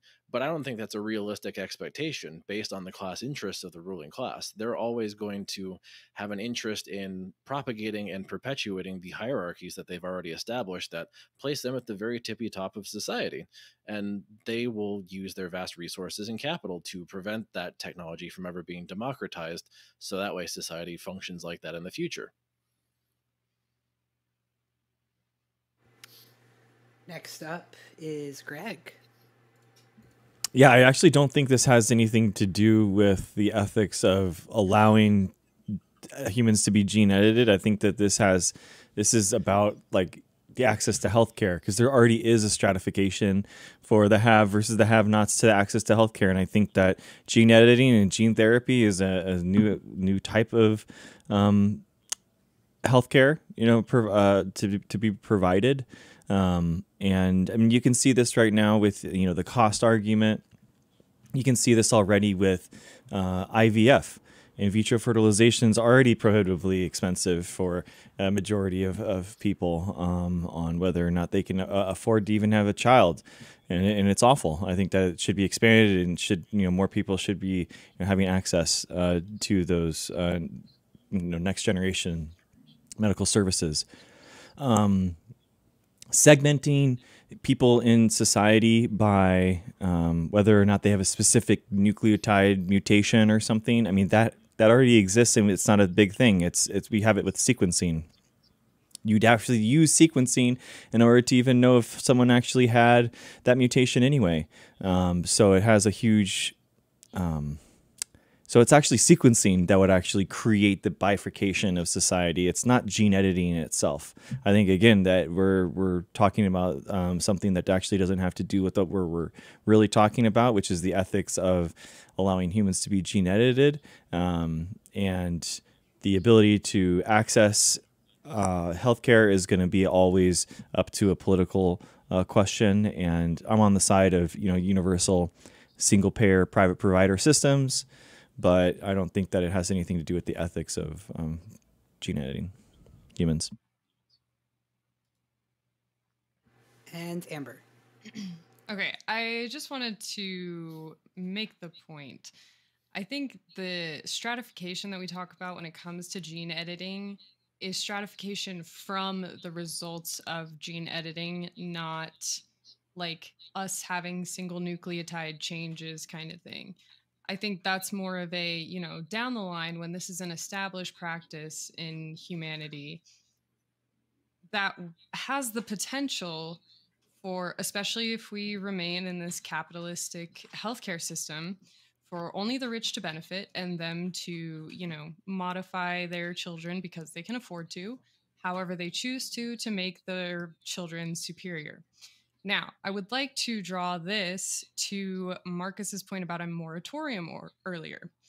I believe a moratorium would be excellent until especially healthcare is universal, or if we ever get there, that it is accessible to everyone. I don't think that it should even be considered from beyond, the potential for using it for diseases, but even that, like, consequences wise is different. But access wise and stratification wise, I think, not serious things should definitely be put on moratorium until healthcare in this country is sorted out. Because as it stands right now, if gene editing were to be a widespread practice from the embryonic stage, we would absolutely get stratification of our class system in our biology, which is worse. So yeah, that's all I got. So I think just to draw out some of the battle lines real quick, because I know that when we talk about consequences in an ethical debate, it can be a little bit tricky to figure out like what actually is an ethical question and what's a question of implementation. But I don't know, I'm a materialist, so I like to think of my ethics in terms of consequences. But in any case, I think looking at it from all facets is super important. I think looking at implementation and just conceptually is really important. I think the distinctions should absolutely be made, but I think they're both worth talking about. I think that that's an argument that benefits the negative side overwhelmingly, because we do in fact live in a stratified class. Debating the moderator. Neutral platform. Neutral platform. I didn't debate. This is a neutral platform where I'm we being debate debated. So I'm not saying that to knock No, it. It's I just know. being real about the situation. No, you're right. It does. I didn't even think about that. I was just speaking like for myself. Like I think that it's important to talk about implementation and, you know, the potential that this has. But yeah. I like to be non-neutral for a second. I 100% agree. But like, I think that it's important for the affirmative to like, or the pro side to conceptualize that a little bit for us. Like, because I think one thing Graham kind of brought up that might help you address this point is that, you know, gene editing technology might be an equalizing force in a sense, since it could get rid of maybe some of those like literal biological disparities that keep certain people behind. So maybe we could expand on that a little bit more. Oh, absolutely. It'd be a lot cheaper. That I said. Go ahead, man. Sorry. No, I was making a joke. You're good, Greg. Yeah, I was gonna say like the preventative care of a lot of imagine heart disease, you know, something like that, where you have like compounding, you know, problems and health diagnoses later in life. Like, I mean, that's gonna cost money. That's gonna cost. You're gonna have to constantly be going to the doctor, making sure you're monitoring that heart disease, all that kind of stuff, versus, you know, regular checkups. I mean, everyone should have regular checkups. This is kind of a problem, but I don't know, this idea that like we can't make any advancements in society through science because we don't have our ideal political system. It's like, you know, I mean, like, why are we even in science then? Well, it sounds like science is completely at the whim, and like, why would we even like dedicate our lives to this pursuit if it's not going to be worth anything in the end? We could also talk about the hierarchy of need within on a societal level. The cost of having you know, a broader section of the populace that is subjected to genetic disorders that are debilitating, that are you know, rendering them incapable of, you know, doing day-to-day tasks, or you know, even if it's not debilitating but still very cumbersome, the cost of that on the society is greater than the pursuit of alleviating that factor. So I would argue that the pursuit of alleviating these can, of course, be weaponized into terrible ends, as all scientific pursuits in their juvenile phases are. I mean, we can look from everything from polio to I don't know, every type of experiment that we've done on the human medical field has started out as somebody trying to weed out something that they, because of their biases that they accumulated because of the conditions of their dialectic, you know, eventually we moved beyond that. So are there, of course, going to be consequences to this? Sure. Can we mitigate those consequences? I think so. But again, it goes back to the original topic of oversight. Oh, yeah. Marcus, I think you were trying to say something. Oh, no, you're good, dude. You're good. I think really, like, with everything that both you and Greg just said, like, I actually really just completely agree with it. But we kind of have to, like, think about, you know, if we're talking about, say, as a society, you know, Joker face here, but like, if we're saying as a society, it costs us less to actually go through the effort to treat genetic disease with gene editing, we kind of have to take a look around and be like, well, it would cost us a hell of a lot less to have universal health care. It would cost us a hell of a lot less to like actually address the pandemic. It would cost us a hell of a lot less to do a whole shit ton of stuff. But like our current systems, institutions don't really have a vested interest in cost saving for society. They have a vested interest in making money for themselves. Everyone and everything else be damned. So I think any system that really relies on either honor or benevolence on behalf, or coming from rather, the working class or the ruling class on behalf of the working class, that's not necessarily a viable strategy. And that goes back to what Greg said: is, you know, how is science supposed to do anything? How is science supposed to make any semblance of progress if we're all just sitting on our hands waiting for the world to change? Well, that notion, right? Like, how does science operate within the confines of an excessively capitalist system? I mean, that's a question that the affirmative argument in general has to propose an alternative to, or propose a solution to, rather than just kind of going full steam ahead, right? We have to kind of re-envision that, hey, you know, we have these ethical issues. We live in a capitalistic society. You know, how do we modify going about science to accommodate these things? Because the current trajectory, where we have, you know, the Chinese scientists editing embryos willy-nilly with no insight into how they're doing, and American scientists giving gene therapy to kids and killing 2 of them at least, what, that's not a sustainable trajectory. So like, what do we do? Unionize the lab coats. I mean, I don't disagree with that. Yeah. But I mean, this same argument could be made about using, you know, RNA technology for base technology for vaccines. We still develop them and use them, and even though that there is a disproportionate amount going to certain nations, but you know, we still think that they're good. We still think that the overwhelming benefit of these RNA-based vaccines is better than the old one, better than the older technology that is less has lower efficacy. We recognize that, and we still develop them and use them and advocate for them anyway. Yeah, I mean, I don't disagree with you. It's just with mRNA vaccines, we had a infectious disease kind of creating the situation where we all had to hop on board with that, because there was a very large societal risk in letting the virus run free without doing anything at all, including vaccines.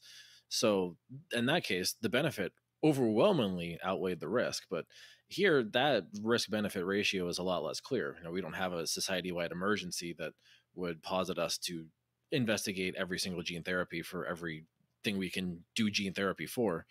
You could argue from an ethical standpoint that like people with genetic illness, if they consent to an intervention that would alleviate said illness, then okay, cool, we should do that for as many people as possible, minimize loss of life, maximize quality of life. But we haven't really reached that point yet. And certainly I think some of the sentiment in chat from communities of marginalized people who say, well, wait, like, you know, my existence, even with, you know, some sort of genetic aberration or just the set of my genes that have led me to be me, that doesn't mean that I'm like a flawed thing that must be corrected, right? Why can't you just let me exist in my native form?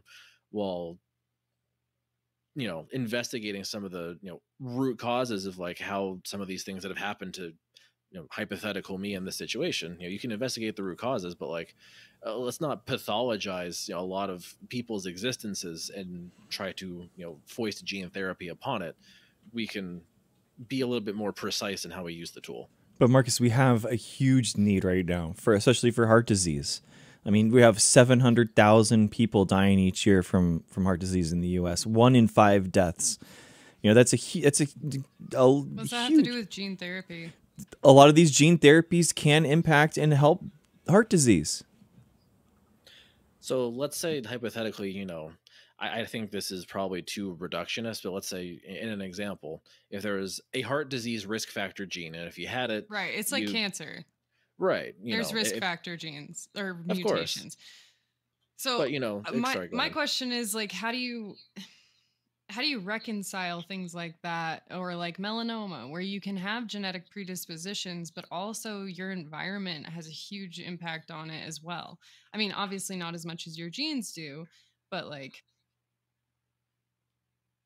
I mean, if you shoot yourself in the foot with a gun, you go to the hospital, they're still going to treat you. You know, even if you're doing the bad thing and you're, you know, whatever it is, you still have an ethical need for at least the healthcare professionals to be impartial and not to make that judgment. Well, I wasn't saying like make a judgment. I was just asking like. So you're saying just like wipe those mutations out of the population so we don't have to have people who are more at risk for heart disease or whatever genetic whatever there are? Whatever has been shown and to be helpful for that. I don't know the exact mutations. Yeah, so I mean, let's kind of look at this from a more broad perspective, Greg. This is actually something that the Chinese scientists, I think, really screwed up on when they CRISPR'd those babies, right? Because they knew the exact mutation that would allow these babies to be HIV resistant growing up, but that same gene functions differently in different parts of the body, right? So the cells that they're interested in modifying are the cells of the immune system, which HIV infects, but that gene also plays a role in learning, in memory, in the brain. So you might have just given 2 children a learning disability because you were trying to make them HIV resistant, right? Even if we're looking at, you know, single nucleotide changes, changing one letter, changing a couple of letters, again, the ramifications could result in very like real material social consequences for the people who are modified, even in the spirit of prevention, right?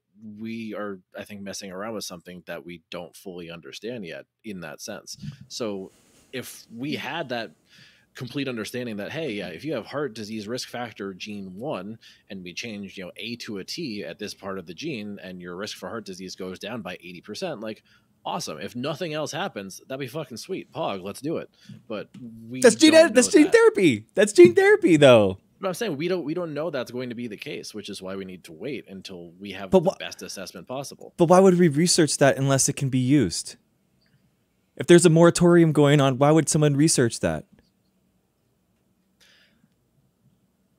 So that's a fair question, right? If we're saying as a society, you can't use this technology, why would you even do any of the research to collect that body of knowledge in the first place? That would only be done with the expectation that, A, the moratorium gets lifted, number 1. And number 2, there's going to be dedicated funding to it. And for something like CRISPR, I think you and I know as researchers who literally use it in our work, there's always going to be funding for that because of its potential. It's right. You can take a look at, let's say, the cancer realm. Let's make an analogy. You know, something like cancer immunotherapy, right? That's something that comes with a shit ton of risks. You can rev up your immune system so much you die from that, not the cancer. But there's potential to cure cancer by teaching people's immune systems how to fight it. That didn't stop people from researching it before it like reached clinical trials and before it started to see early, you know, use and adoption. But at the same time, like, there were still a lot of safeguards and rails as to how that technology was used. And that's really, I think, what Amber and I are calling for is we can investigate this. Absolutely. We can dedicate money to it, and we should. But we need safeguards and rails to pretty much the highest order until we collectively as a community feel more comfortable with the totality of the risk and the benefit to a treatment like this. So bringing it back to like social consequences, Comrade Green has said something really great in Gremlo's chat, had a great hypothetical, and I wanted to present it to the pros over here and see what they have to say. So hypothetically, in this world where gene editing is readily available and you can get it whenever you like for your children, whenever you want, there's no monetary, you know, gatekeeping there. If the parents of a child chose not to genetically modify their child, would that child be able to sue their parent? Like, would those ramifications for the child's life be able to be applied to the parents since they made that decision for them? Or say they edited out like a deafness from their genome and they like really missed that culture, the deaf culture, and they really wanted, like, would have loved to be a part of it or whatever, I don't know, but like, could they bring those consequences to their parents? Because I think that that's like a worthwhile endeavor. Well, I would respond with what I responded to Karina with while I was muted.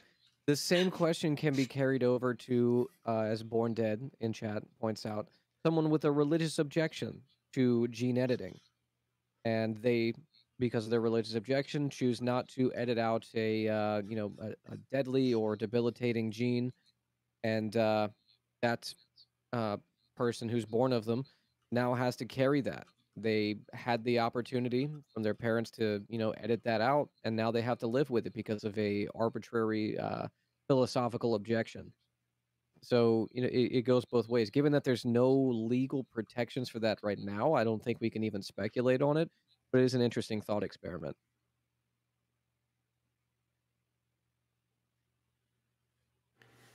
Sorry, my So- dogs are freaking out. There's a bunch of donkeys outside. So What? You got Yeah. asses are in over there? town. yeah, we You got got asses? yeah, we got wild donkeys over here. Doing with all Got that wild ass. Yeah. Wild ass. That's true. Yeah, I think Gremlo was completely right. Like, I think sorry, I didn't catch the second half, but I think that it's a really good point of people can have religious exemptions, but then you're still duty bound morally, I think, and then also by law, like whether or not you're neglecting your child's, neglecting their needs, and that can be a separate thing that can be brought up. For example, like someone that's ethically vegan. I just saw them. I mean, they got sentenced for the wrongful death of their child. If you can't malnourish your child just because you're vegan. It's this kind of like the same way. I don't think that we could, if it was readily available. Neglect. Yeah, if it was some type of like medical treatment that's readily available, that's 100%. There's no way that it could go wrong. 99.9999 safe, and then they choose not to do it, then maybe one way to kind of polemicize this question a bit is like, provided that somebody holds a legitimate ethical grievance against the practice of human gene editing, could they be held ethically accountable if they refuse to have that procedure done on their kid, and the absence of that procedure is not lethal, but does prevent that kid from living maybe their most meaningful, like maybe they need a pacemaker for the rest of their life or something if they don't get gene editing? Would that person be held ethically accountable? And if so, like, how might that disproportionately affect people of certain faith backgrounds? And if not, how might that cause more disparities in these kids who aren't getting the gene editing that they need? I know that was a complicated and long ass question, but hopefully it follows. Ooh, I mean, far be it for me to argue in favor of people's religious liberties when they affect other people, but I mean, are we talking about legal or ethical responsibility? Definitely ethical responsibility. We're not the Okay. government. I mean, I would say that, yeah, they have like an ethical responsibility if they have the ability to, and there's reason to believe that whatever procedure being done, either in embryo or I don't know when the timeline cap would be, but if there is the ability for them to do it and they choose not to because of some kind of philosophical objection, and there is like material harm done, yeah, I think there is like an ethical liability to that. So if I don't like gene editing and I have a kid that will become deaf when they are born, Mhm. and I do not edit that kid's deafness away, am I held ethically accountable? I feel like deafness is a kind of a gray zone. Yeah, because deaf that is hard to- community has like its own culture, its own thing. But like if you're talking about something like Like cerebral sickle cell palsy, or cerebral palsy or cystic fibrosis or something like MS, yeah. that, MS, yeah. I think that I don't know. It's a tough call. I mean, I can talk about like my own personal experience. I mean, I'm circumcised, and it is kind of like it is weird, to have an elective on the other realm, right? Where it's like an elective thing, where it's like I'm reminded of that constantly, and I mean, I tell my parents, like, I'm just letting you know, like, this is not, I'm not okay with this, what you did to took me. this from me. Yeah. So, Where's my hood, mother? there's nothing that I could. Where are my vestments, mother?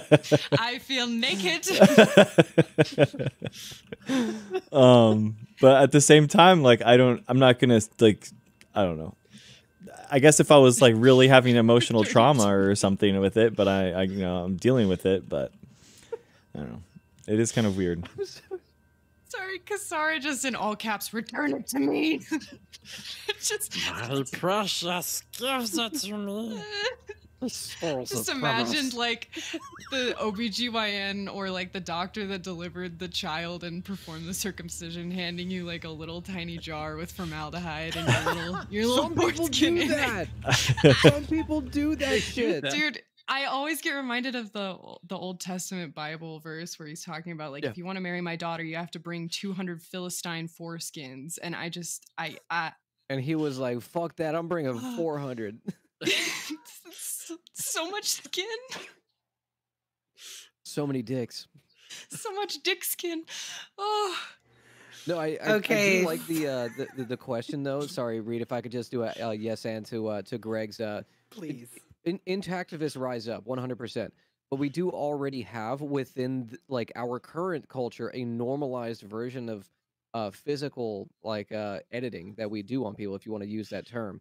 We already do that, and we don't really bat an eye at it. But there's currently a cultural conversation about it. But that's simply because of like what we've learned now. So it goes back to the if we are suspicious of procedures, that reverse also takes place.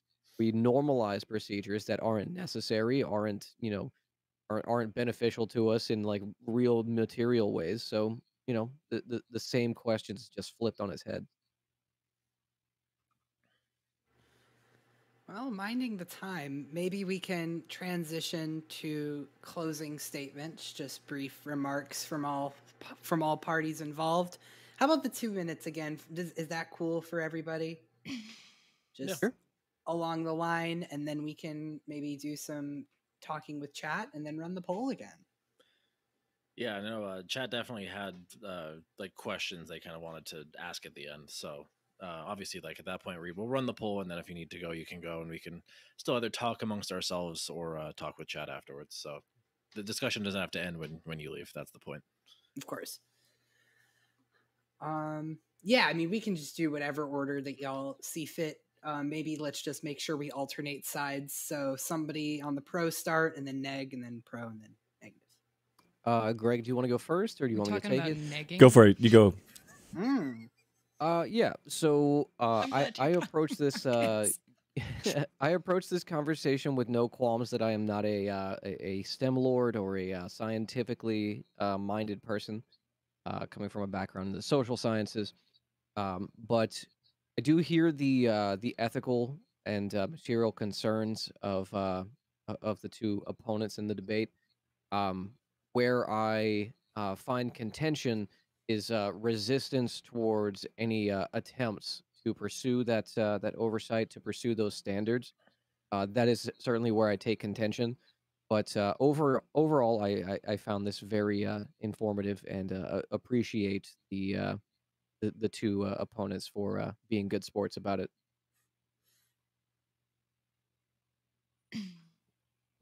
Marcus? Yeah, Me? I'll go ahead and go. Yeah, so I think broadly speaking, I definitely like understand, and as a scientist, I can't like help but agree with Greg, which is why it's been like physically painful to have a lot of this conversation for me. But Yeah. like there is definitely like a little STEM lord within me that wants to see progress just get accelerated as much as possible. But at the end of the day, we kind of have to take a look at what society looks like, who are the scientists administering these treatments, and how we can really center people first across the board anytime we're talking about gene editing, to do science in a way that is meant for people rather than something being foisted upon them.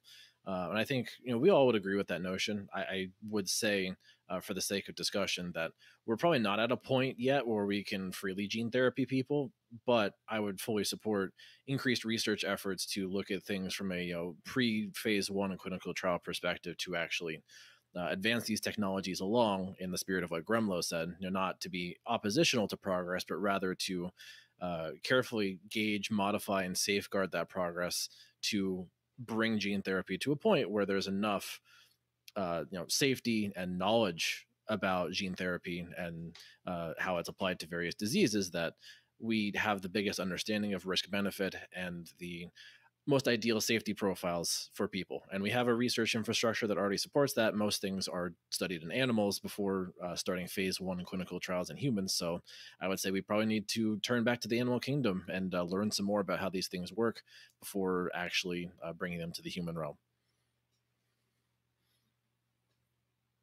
And just as Marcus asks us to return to monkey, we will now return to the pro side. I'm so sorry. Amazing.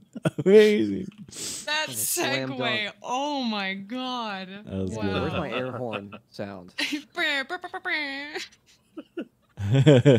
I'll be here all week. Oh, that's for me. Yeah, it's you, Greg. That was the whole segue. I think, I think it's important to think about what we're not like advocating for. If if ethics and the discussion of this is good to talk about, I wouldn't want people to be able to have an app baby that they can decide what they would want, or anything that like creates a higher IQ baby, kind of like things like that, where it's like this weird thing that we're selecting for, but we don't even know what that is, kind of thing. And I think that it's good. It's kind of weird for me, to be honest with you, that so many people are interested in gene editing and stuff now. It's kind of like people are talking about CRISPR and things like that, and it's exciting because people are actually talking about this science, and I think more people know about CRISPR than ever knew about TALENs or zinc finger nucleases or anything like that. And it's like it's really cool as a molecular biologist to kind of like it's in the zeitgeist kind of thing. And I want to say that scientists have also recognized this too. So like in conferences, and for example, the ethics portion of the conference isn't, at 4 p.m. on Sundays. It's every day, in between every major panel, people are talking about ethics. People are talking about regulation. People are saying whether, what's the right way to do this. Do we need more transparency? We need more reproducible methods. We need to go slower. People are already kind of like talking about that. So we're already not going crazy willy-nilly, and I don't think that anyone would want that. But I mean, for me though, as a scientist, I would want to use whatever I could for my own body for whatever I could, just because I don't know, I think that's fun, and I think and honestly that's a good measure of of science, by the way. Genuinely, if a scientist isn't willing to use himself as a patient or herself as a patient, then I'd be wary. Never trust a skinny cook, as they say. There you go. Yeah. Whoa. Fair enough. Should have said themselves, Problem? but anyway. All right, last but not least. All right. So I am also a STEM lord. I'm a genetics STEM lord, so this is like right up my alley. So sorry if we like all kind of nerded out a bit. We're a bunch of sweaty nerds, but yes, this has also been physically painful for me because usually I am on the other side of this hook, line, and sinker. So this has been a really fun exercise because I've never tried debating the opposite of my persuasion. I've always gotten in to the side that I agree with. So this has been really fun. That being said, I do actually think that pursuing gene editing in humans beyond, obviously really detrimental illnesses that are not debatable as to whether or not they, impede quality of life for the person, that's worthwhile.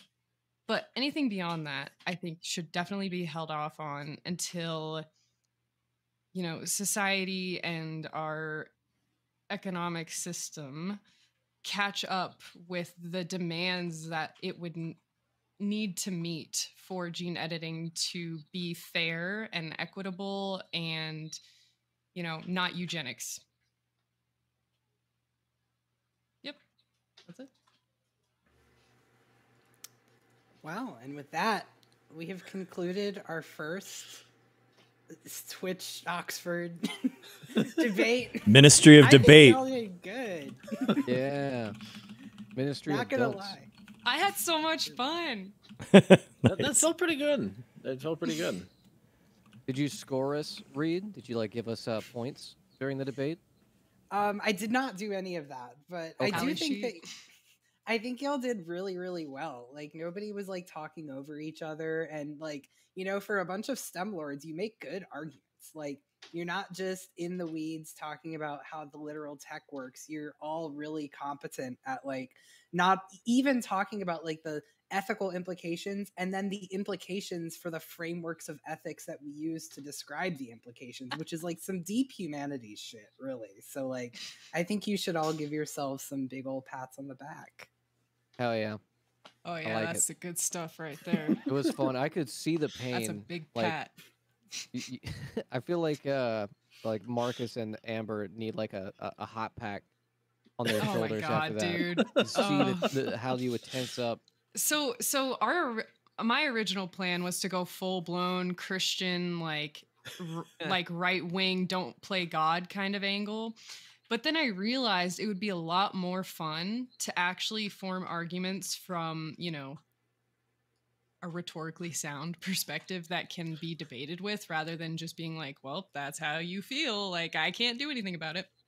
And I was really glad that Marcus was kind of on board to do the fuckery and then also on board when I changed my mind to do an actual debate. I had a great partner. Yeah, I was getting ready to do a whole ass I know, Lindsey you Graham had the Southern list. draw and everything. Yeah, He had I a had list. a whole list. It was so good. Oh. No, I think that- also, Greg, you were a great teammate that you filled in literally all of the technical stuff that I have no idea how to argue. So you did really good. Dude, you had some really great points that I was like, dang, how did I miss that? So you made some great points, man. I definitely Awesome wasn't stealing them debate. from chat. Well, I did, and Yeah. that's okay. I've never seen a debate end by being a hug box before. Yeah, that's because we're all friends. Yeah. We went into Even it, with my friends, I'll go outside after the debate and tell them about how wrong they are. I don't It's know. I all mean, love and after you leave, we vibes. could just take the knives out. I That is a think possibility. I think it's because we kind of all know where we're coming from originally. We've had this discussion before. My first ministry panel, we talked about gene editing. So I kind of we all have a starting point of where we know everyone is, beliefs wise. So it was kind of just more of an exercise, a brain exercise than anything. That's probably why we're having a good old hug circle right now. But Yeah.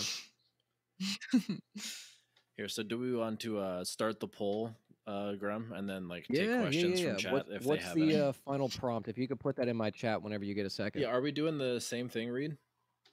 Yeah, it has to be the same I question. think Prompt? just do the same thing. Yeah, it has to be the same question.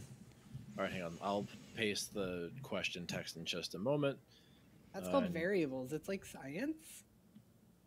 So, There you go. do we want to say what our results were of the first poll right now? No, afterwards. We want to do it afterwards. We'll Afterwards. reveal Okay. after everyone's voted again. So, Gremlo, someone in your chat just said, who won? Are we going to make crab people or what? And I just want to say, easy pronounce time. Listen, there is a phenomenon. Oh where- no. I'm not even kidding. Where animals evolve or Towards devolve crab. into crabs. Yeah. It's a thing. It's a trend. everything's It's the turning into weirdest crab. thing. It's I think it's what is 'cause it they're called the again? most structurally sound. Crab evolution. What's the fucking name? for it? Carcinization. Oh, carcinization. Yeah. Yeah. Carcinization. Yeah. Here, I'll link it in chat. Here you go. I learned about this on a SciShow YouTube video, and it just blew my mind. I had no idea. So I'm gonna do a 1 minute poll in chat. All right, chat, go for it. Yeah, my poll's also up in chat. So vote, you crusty leftist, for once in your life.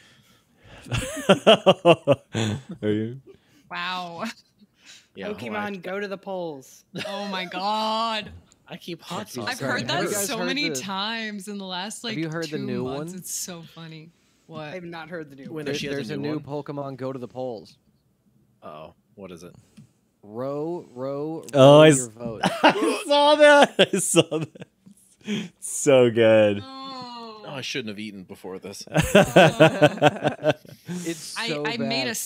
I literally looked like I ate a Sour Patch Kid, like my face. Like I didn't know how to react to that. I posted a TikTok about Clay Higgins arguing with a climate scientist on the floor of the house, and someone in the comments goes, row your vote, ladies. Remember about November."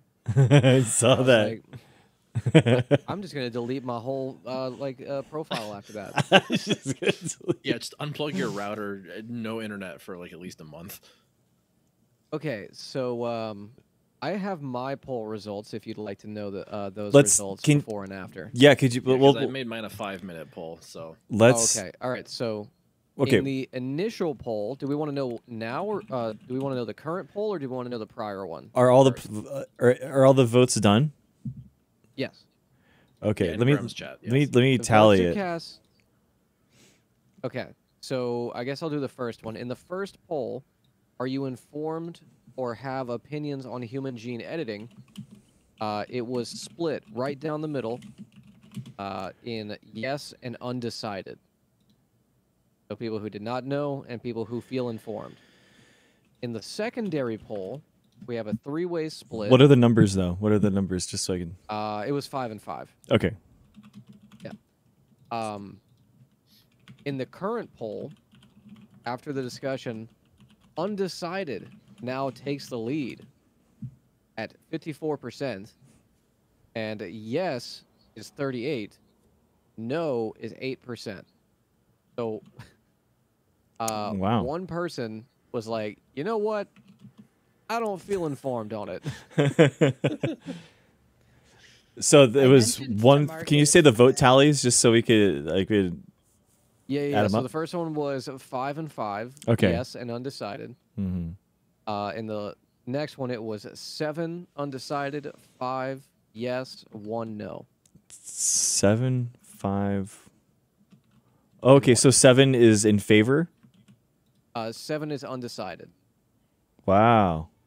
Yeah. Okay, I cool. did mention to Marcus that there was a non-zero possibility that the humanities effect would happen, which is that there Mhm. would be more questions than answers at the end of the debate, Mhm. which isn't always, in fact, I think most of the time is a good thing because uncertainty in the face of adversity, not always terrible, especially with all of the ethical quandaries. But in any case, Yeah, it's an interesting, it's a difficult question to know. I mean, the problem that I have with this question as a scientist is that it's like inherently aren't the ethicists or the aren't they always going to be reliant on the scientists to kind of tell them what's happening, to say that it's a good experiment, to say that what's happening is okay, and kind of like whistleblow and be transparent about that? Maybe. I think maybe the prompt, at least for like my community, not coming from science backgrounds, Mm-hmm. not having like very like informed discussions on it frequently. It is more that people don't know anything about gene editing Yeah. or have a very tangential understanding of it. So still are like, I don't really know. I kind of want to hear more about it. Mm-hmm. Yeah, that me too. I want to learn more about it too. Yeah. all right, hang on. I'm saving my after poll results right now. Give me a second. All right. Nope, that's not the right one. All right, so the poll beforehand. So no, as in not informed or no opinion, was 36% or 5 people. Yes, and I favor it was 43%, 6 people. and yes and I don't favor it was 21%, 3 people. Okay. The poll afterwards was no, 16% or 3 people, so 2 fewer no's. Yes and I favor it, 58% or 11 people. And then yes and I don't favor it, 26%, 5 people. So 2 more do not favors, 5 more do favors, and 2 fewer no's. So I think that means people at least felt informed enough to have more of an opinion this time. And I also think probably since I have more academics from the biology realm in my chat, some of them probably like showed up after and like, oh yeah, CRISPR shit, I use that all the time. Fuck yeah. So, you know, the yes and I favor it, I think might be skewed a little bit, but I still think it takes it pretty handily. So much of the content brain was trying to take over while we were having this discussion because I wanted to talk about like cyberpunk like type gene editing. Well, I mean, that's a very real part of it. I think, like, you know, in future iterations of this, we could like loosen it up a little bit. I think for like the trial run, you know, we were all trying to kind of keep things somewhat copacetic to not go full, you know, Twitch internet blood sports. But I think for future topics, especially like if they're more like broadly political or not like more technically intense, like a CRISPR gene editing discussion, it'll lend itself to that. It'll lend itself more to content brain for sure. I think it's interesting that there was an increase in the no's as well, especially since our no defense in this debate ended up being more like a yes but, because it was like a moratorium. But I mean, I think that's good because at least in my humble opinion, no gene editing ever is just not a politically feasible idea to debate about because it's like happening. Isn't that often like what the like an opposition or a opposing viewpoint is, particularly whenever it's something that should like the kind of the normative position, like kind of where we are at, you know, as a society, is usually like, yeah, I'm in favor of this. Isn't it always like I'm not saying no. However, I have questions, I have doubts. And it's like there to like cast, you know, doubt or misinterpretations. Like that's where like the propaganda seeps in.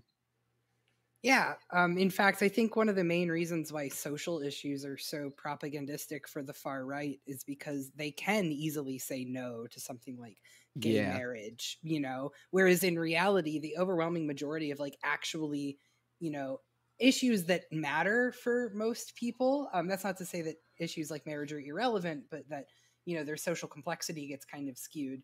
For issues that can only be experienced as socially complex, like gene editing or like really any scientific controversy or like healthcare, for instance, you know, yes or no is just not a good way to talk about that. But yes or no is a great way to make propaganda. So they go towards those issues that they can just throw flashbangs and rhetoric at. And therefore they lose when they have to actually have these sorts of debates where there can be nuance on both sides and there can still be disagreement, but it's not blood sports disagreement. It's like, okay, but literally, how are we going to do this? Here are these issues style of disagreement. I need to find this thread of debate jargon referee memes for you, Reed, where it's like, that's the ad hominem 15-yard penalty, not attacking the person's argument. I use that in my argument class. Yes. Oh, okay, good. Yeah, you have to be dressed as a referee the entire time, though. I actually own a referee jacket. I've never done this before, though, but honestly, I'm stealing that because that's... There you go. So yeah, I think we were gonna go the Christian angle. I was gonna wear like a turtleneck and part my hair down the middle so you couldn't see any of my tattoos and like put on my little pearl earrings and stuff. Oh man, fancy. Get the Ruth Bader Ginsburg drip. So I did the number crunching. Exactly. I have the results. Y'all The results are in. The results are in. Nice. So I crunched it between you and Grem's stream before and after. So Intelligence Squares does it by percentage gained. So whoever gained the most percentage, whether or not you're in the majority or not, it's whether or not you gained the amount of votes. So no decreased by 20%. Yes in favor increased by 45%. So yes, don't favor needs to increase by more than 45%. And the yes, not in favor, increased by 50%. So that means that the no's have it. Ooh, Wow. damn, dude. Democracy need to take a dies in fucking ranked choice shower. voting. There you This is how go. they stole Sarah Palin's election. Stop the steal, brother. Stop the count. That's right. We need to go find those yes in favor ballots that the Yeah, Democrats they're conveniently finding hid vote. from They're all of doing- us. They're doing ballot dumps. Your dead grandma voted yes, and I don't want it. She can't vote. This was Damn, really that's- cool, though. I was that's really saying shocking. to my But- chat earlier, like I was fascinated by it because I had no idea what you guys were talking about most of the time, but at the same time, like knowing the positions you actually have and like what you're doing to try and like make the argument was like fascinating to watch. I Mostly 'cause, almost like. Oh, sorry. Keep going. I was gonna say mostly because of like how tense you were. I almost slid back into my convictions like at the end. I almost started like arguing against my own side, and I had to kind of catch myself and be like, oh, It was Yeah, it was difficult. uncomfortable, but it was a good kind of uncomfortable because like I said, I've never done anything like that before, so that was fun. Well, and those are the kinds of like exercises that I really wish academics engaged in more, because I think it furnishes them with a more well-rounded understanding of the discussion of any issue, regardless of where they stand on it. You know, they at Yeah. least have a better like interpretation of like, okay, we're going to encounter these problems in the future. Here's what the general public is going to say. Here's, you know, very common things that people are going to have concerns about, and many of them justified. So, you know, I think it's better to have informed academics making choices with like really fucking powerful tools like this than not, you know, than the opposite. So, Yeah. mean, I and feel thank like you, my- Reed, for putting this on for us. By the way, yeah, thank you. course. Yeah. Honestly, that I know we like weren't the most rowdy bunch, and you didn't have to hit the fucking mute button. I think I was the only one who went over time by like 3 seconds, but you know, it could have been a lot worse in theory. So thank you for being here regardless. Of Yeah. course.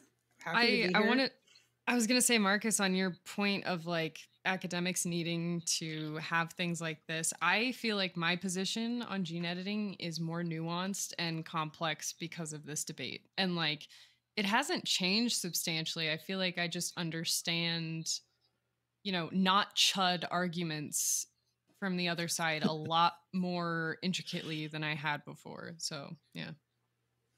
I think that I also really want to commend the negative team for choosing to do the like more reasoned route, because like, you know, those are the people that y'all are actually going to talk to. You know, you're Yeah. probably not going to encounter the like, hell yeah, brother Christian sort of like, that's not really real. That's a real person, but that's not a real person that you are going to be able to persuade, because you have a deep disagreement with them. You have a fundamental difference of opinion that, you know, Mhm. rhetoric isn't going to do anything about. But like the more skeptical sort of like beard trimming, like, oh, but what about the ethic? Like that's, you know, that's the person that's probably on your grant committee, right? So that's the On your person that you grant actually committee. have to understand and like, you know, be able to discourse to. And that's the type of discourse that I think academics really need to get used to and not really pass off as like a caricature of a conservative. So yeah, That was that's, the thing. that's all to say. It's really good. That's why I like loved ContraPoints, her videos, because she does like those Socratic debates with people who are actually like, she makes up characters, but they're always reasonable and like logical in how they address the situation, and it helps you understand the other side like so much better. this was a lot of fun. I think we should do this again, but more Absolutely. maybe a more spicy topic. Yeah, I was thinking like for the next iteration of this, obviously when schedules align and everything, but it would be something I think a little bit less technical and probably more like politics / ethics heavy, you know, and probably philosophy. Some hearty mix of those three things. Yeah, With give me some science shit thrown in, I of can take course. the lead on. And then you get to Yeah. watch me melt to the, you know. Yeah. You know, Reed, I wanted to ask you this, and we can talk about this behind the scenes, but like, how do you feel in terms of frequency about like doing this once a month? I think that sounds great. I'm pretty solid for being able to pull up on, a Thursday per month or something like that. And, also taking more, when it comes to like a political topic, I'll be much more useful when it comes to figuring out like actually what are the arguments we want to have, and maybe a little bit more in advance. Whereas with this topic, I like, you saw the thing I came up with. I was like, girl, what's going on here? So I'll be more useful. But yeah, this is all to say, once a month sounds great to me. So somebody in my chat wanted a question before we close out. In a cyberpunk-esque future where gene editing is perfect and individual, sperm and egg freezing is legally required before you start, so you always have a choice for a safe kid if you want. So you're not screwing over your genetic line. How would you modify your perfect body? Basically, like what would be like the perfect I think like I think we kind of talked about this the last time we talked about gene editing, if I remember, because I remember saying Yeah. freckles and everyone laughing at me. yeah. Oh yeah, that was the last time we talked about this. I think it was pick one attribute that you would edit. Yeah, that was was how it was posed last But time. this is your ideal. Everything. Yeah. What's the totality of your edits? I mean, I still say prehensile tail. If it means like if it's the difference between like a cybernetic like mechanical prehensile tail or like a Saiyan Dragon Ball Z type monkey tail, either way, still the same thing. A human skin tail. Can you imagine? I would prefer if it had like fur. I think that would be a little preferable. It would make you more comfortable if the human tails had fur. Yeah, like I feel like if I were sleeping at night and like my bare tail touched the back of my leg, I'd freak out. Dude, the hentai industry would go nuts. I would be in the movies. So my tailbone points the wrong way, so it like points out. So I kind of have a tail. Oh, my coccyx, like instead of pointing inwards, points outwards. It's really annoying, though. I wouldn't instead recommend. of being inverted, it points out, so I can't like lay down all the way and then sit up all the way without like leaning to the side because my tailbone will like dig into the floor. Interesting. I don't recommend tails. Well, missing out. There's like, I mean, there are, things in our genome that we can kind of turn on. Like vitamin C is in our genome, but it's turned off because we ate so much citrus. Because ideally it's called a pseudogene. It's basically has a bunch of mutations, and like mammals can normally make their own vitamin C. They don't need to eat it all. There's other things that would make us like more resistant to like viruses and stuff like that, like HIV. Like other non-primate humans are less susceptible to our human version of that virus. So you could, create kind of like a defensive part of our, edits in our genome, stuff like that. This is like more like positive eugenics kind of thing. Personally, I want mantis shrimp eyes. That's like a big thing for me. I want to see ultraviolet and infrared. I think we're missing out. Like 16 wavelengths. Yeah, we're missing out insanely. I want to punch like a mantis shrimp.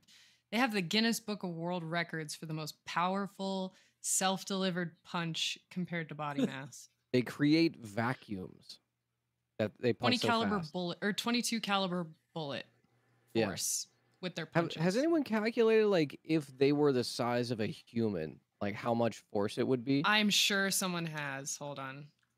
Yeah. How much force? So like we can't even comprehend like the color spectrum that they see, can we? Oh. Well, I mean, they can see 16 different like. They have 16 different cones. We have 3. So yeah, it's our eyesight's not that good. We're supposed to see big, big things. That's but I mean, I guess you could use detectors, infrared, cameras and ultraviolet cameras and stuff, and you kind of merge them together into one image. And that's what like NASA does for those, those images that they put out. It's a composite of like non-visible wavelengths. Interesting. Okay. Did you see the new Jupiter image? Or was that I think it was Neptune. Or Neptune. Unless they released the Jupiter one too. I think they released one of the Eye of Jupiter, but they have like we haven't seen the rings of Neptune. Yeah. It's like 89. and we are able to like see them now. Wow, I'm These, looking at like, them now. This Picture is is cool. fucking wild. Yeah. That's Okay, cool. so hold on. Let's do. I'm gonna do some math because someone. So they can mantis shrimp can do 102 to 241 kilograms of force from a 90-gram crustacean. So if we just if we just find the ratio between that, we can figure it Okay, out so what's the average weight of a human male? in kilograms. Human male. Okay, so average weight is 52 Hold on. kilograms. Calculator. Hold on. All right. Let's go with the highest assumption. 241 kilograms would be 241,000 grams, correct? Yeah, someone says average human is 75 kilograms because So this doesn't give me 75 kilograms? kilograms. Yeah. 75. That'd be 200 million kilograms of force.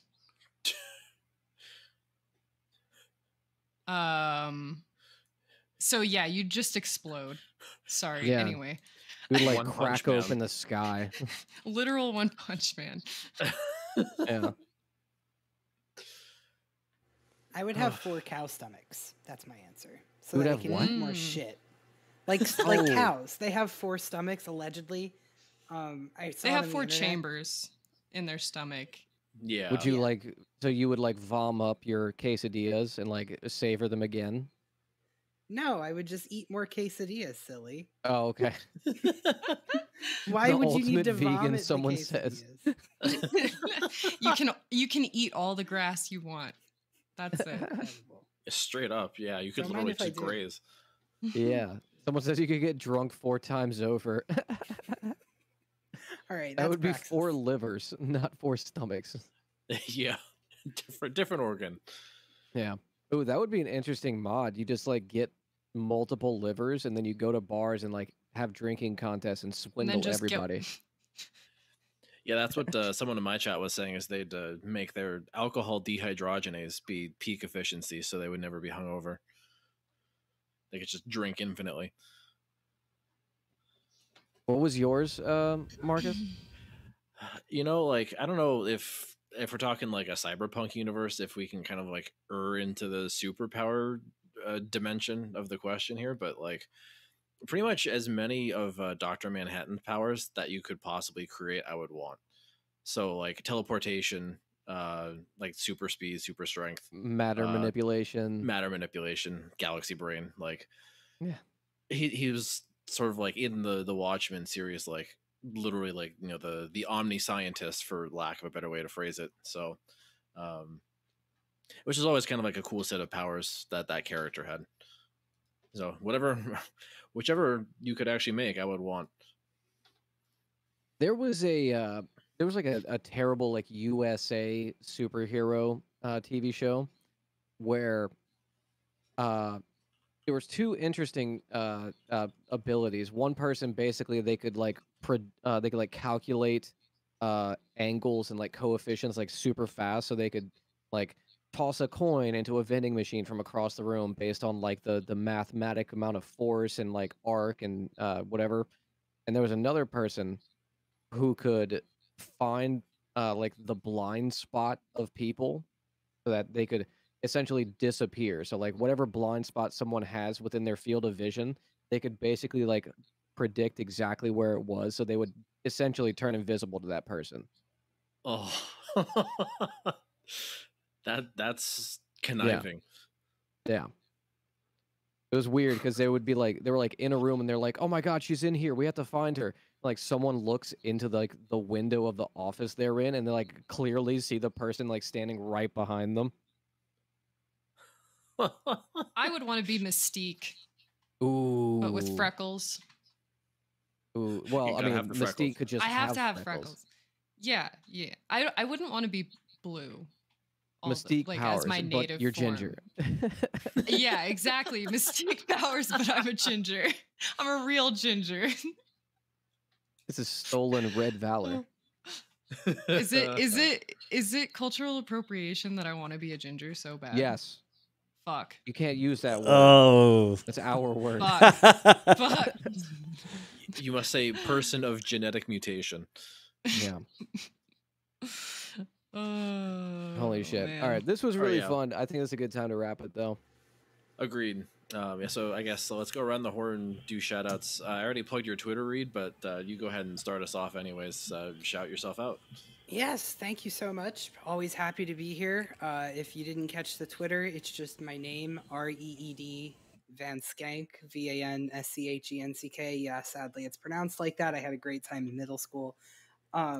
I also have a blog that I occasionally write things on, although I was talking about how I'm in the middle of my qualifying exams at the moment, so don't expect anything new out of that. But if you want to hear my hot takes, you can go to basedonwhat1917.blog. I'm probably going to change that soon.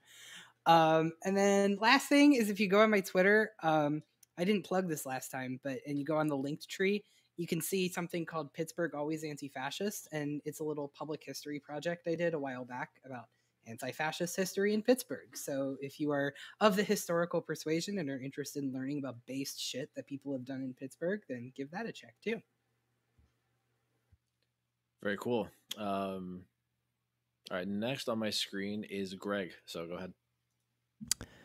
I got a YouTube channel, The Peer Review. You can go there at thepeer.review.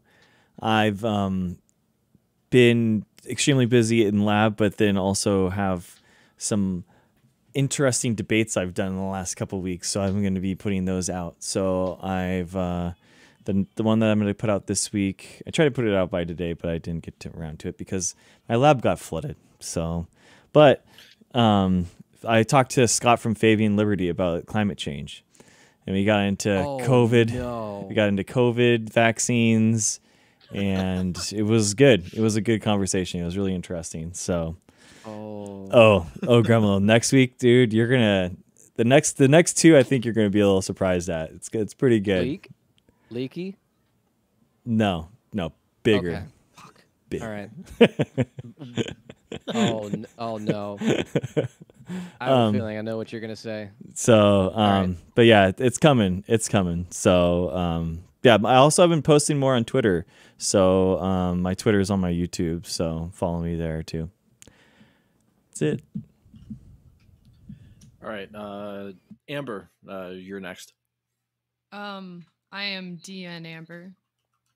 The DN stands for D's nuts. God damn it. Why am I still doing that? You can follow me on Twitter, where I get banned for making 6-year-old references that people find offensive. Did you Amber told me really? all about this. It's So such a okay, dumb so saga. here's what can I tell the story? Is that okay? Yeah, tell the story. So internet comment etiquette. I don't know if anyone one of my else faves. watches him. Yeah. So 6 years ago, he made a video Guardian about on Salvia. Russians dangling off buildings. Oh. Now it's like a whole niche on YouTube. He tweeted out, "What's the best way to break your leg in Moscow?" And I said, "Dangle off a building." And I got reported for promoting self-harm/suicide. And my account was locked. So I finally got back in and I replied and I was like, "Guys, I'm making a reference to his Russians dangling off buildings video. Please stop reporting me." And then I put a screen cap of the video in the replies. And I haven't gotten reported again. But oh my God, that was so fucking... Wow. Anyway, yeah. Weird. Follow me on Yeah. Twitter for more shenanigans. Hell yeah, you're a real leftist now. Your first I know. Twitter suspension. I got canceled. Base. Amazing. Oh my God. Round I it can out. see out of context though why that would be. Yeah. Yeah. But Um, I didn't even think about it. It was 6:30 in the morning. Yeah. Yeah, that was a Never tweet tweet with the before class coffee. moment. Yeah, that was. I hope that makes it into a tweets from the class moment, because if it doesn't, I'm rioting. Fingers Um, crossed. Just for my my like plug, you guys know where to find me, twitch.tv/Gremlo. The name's right there if you don't know how to spell it. Live every day, 7 a.m. Central Standard Time. I am going to TwitchCon San Diego in 2 weeks. I'm very excited for it. I got my bivalent and my flu shot. I'm ready to go. At the recommendation of Marcus, I got the fancy KN95 mask. I got a big pack for the whole group. So we're going to be safe out there. It's going to be good fun. So stop by.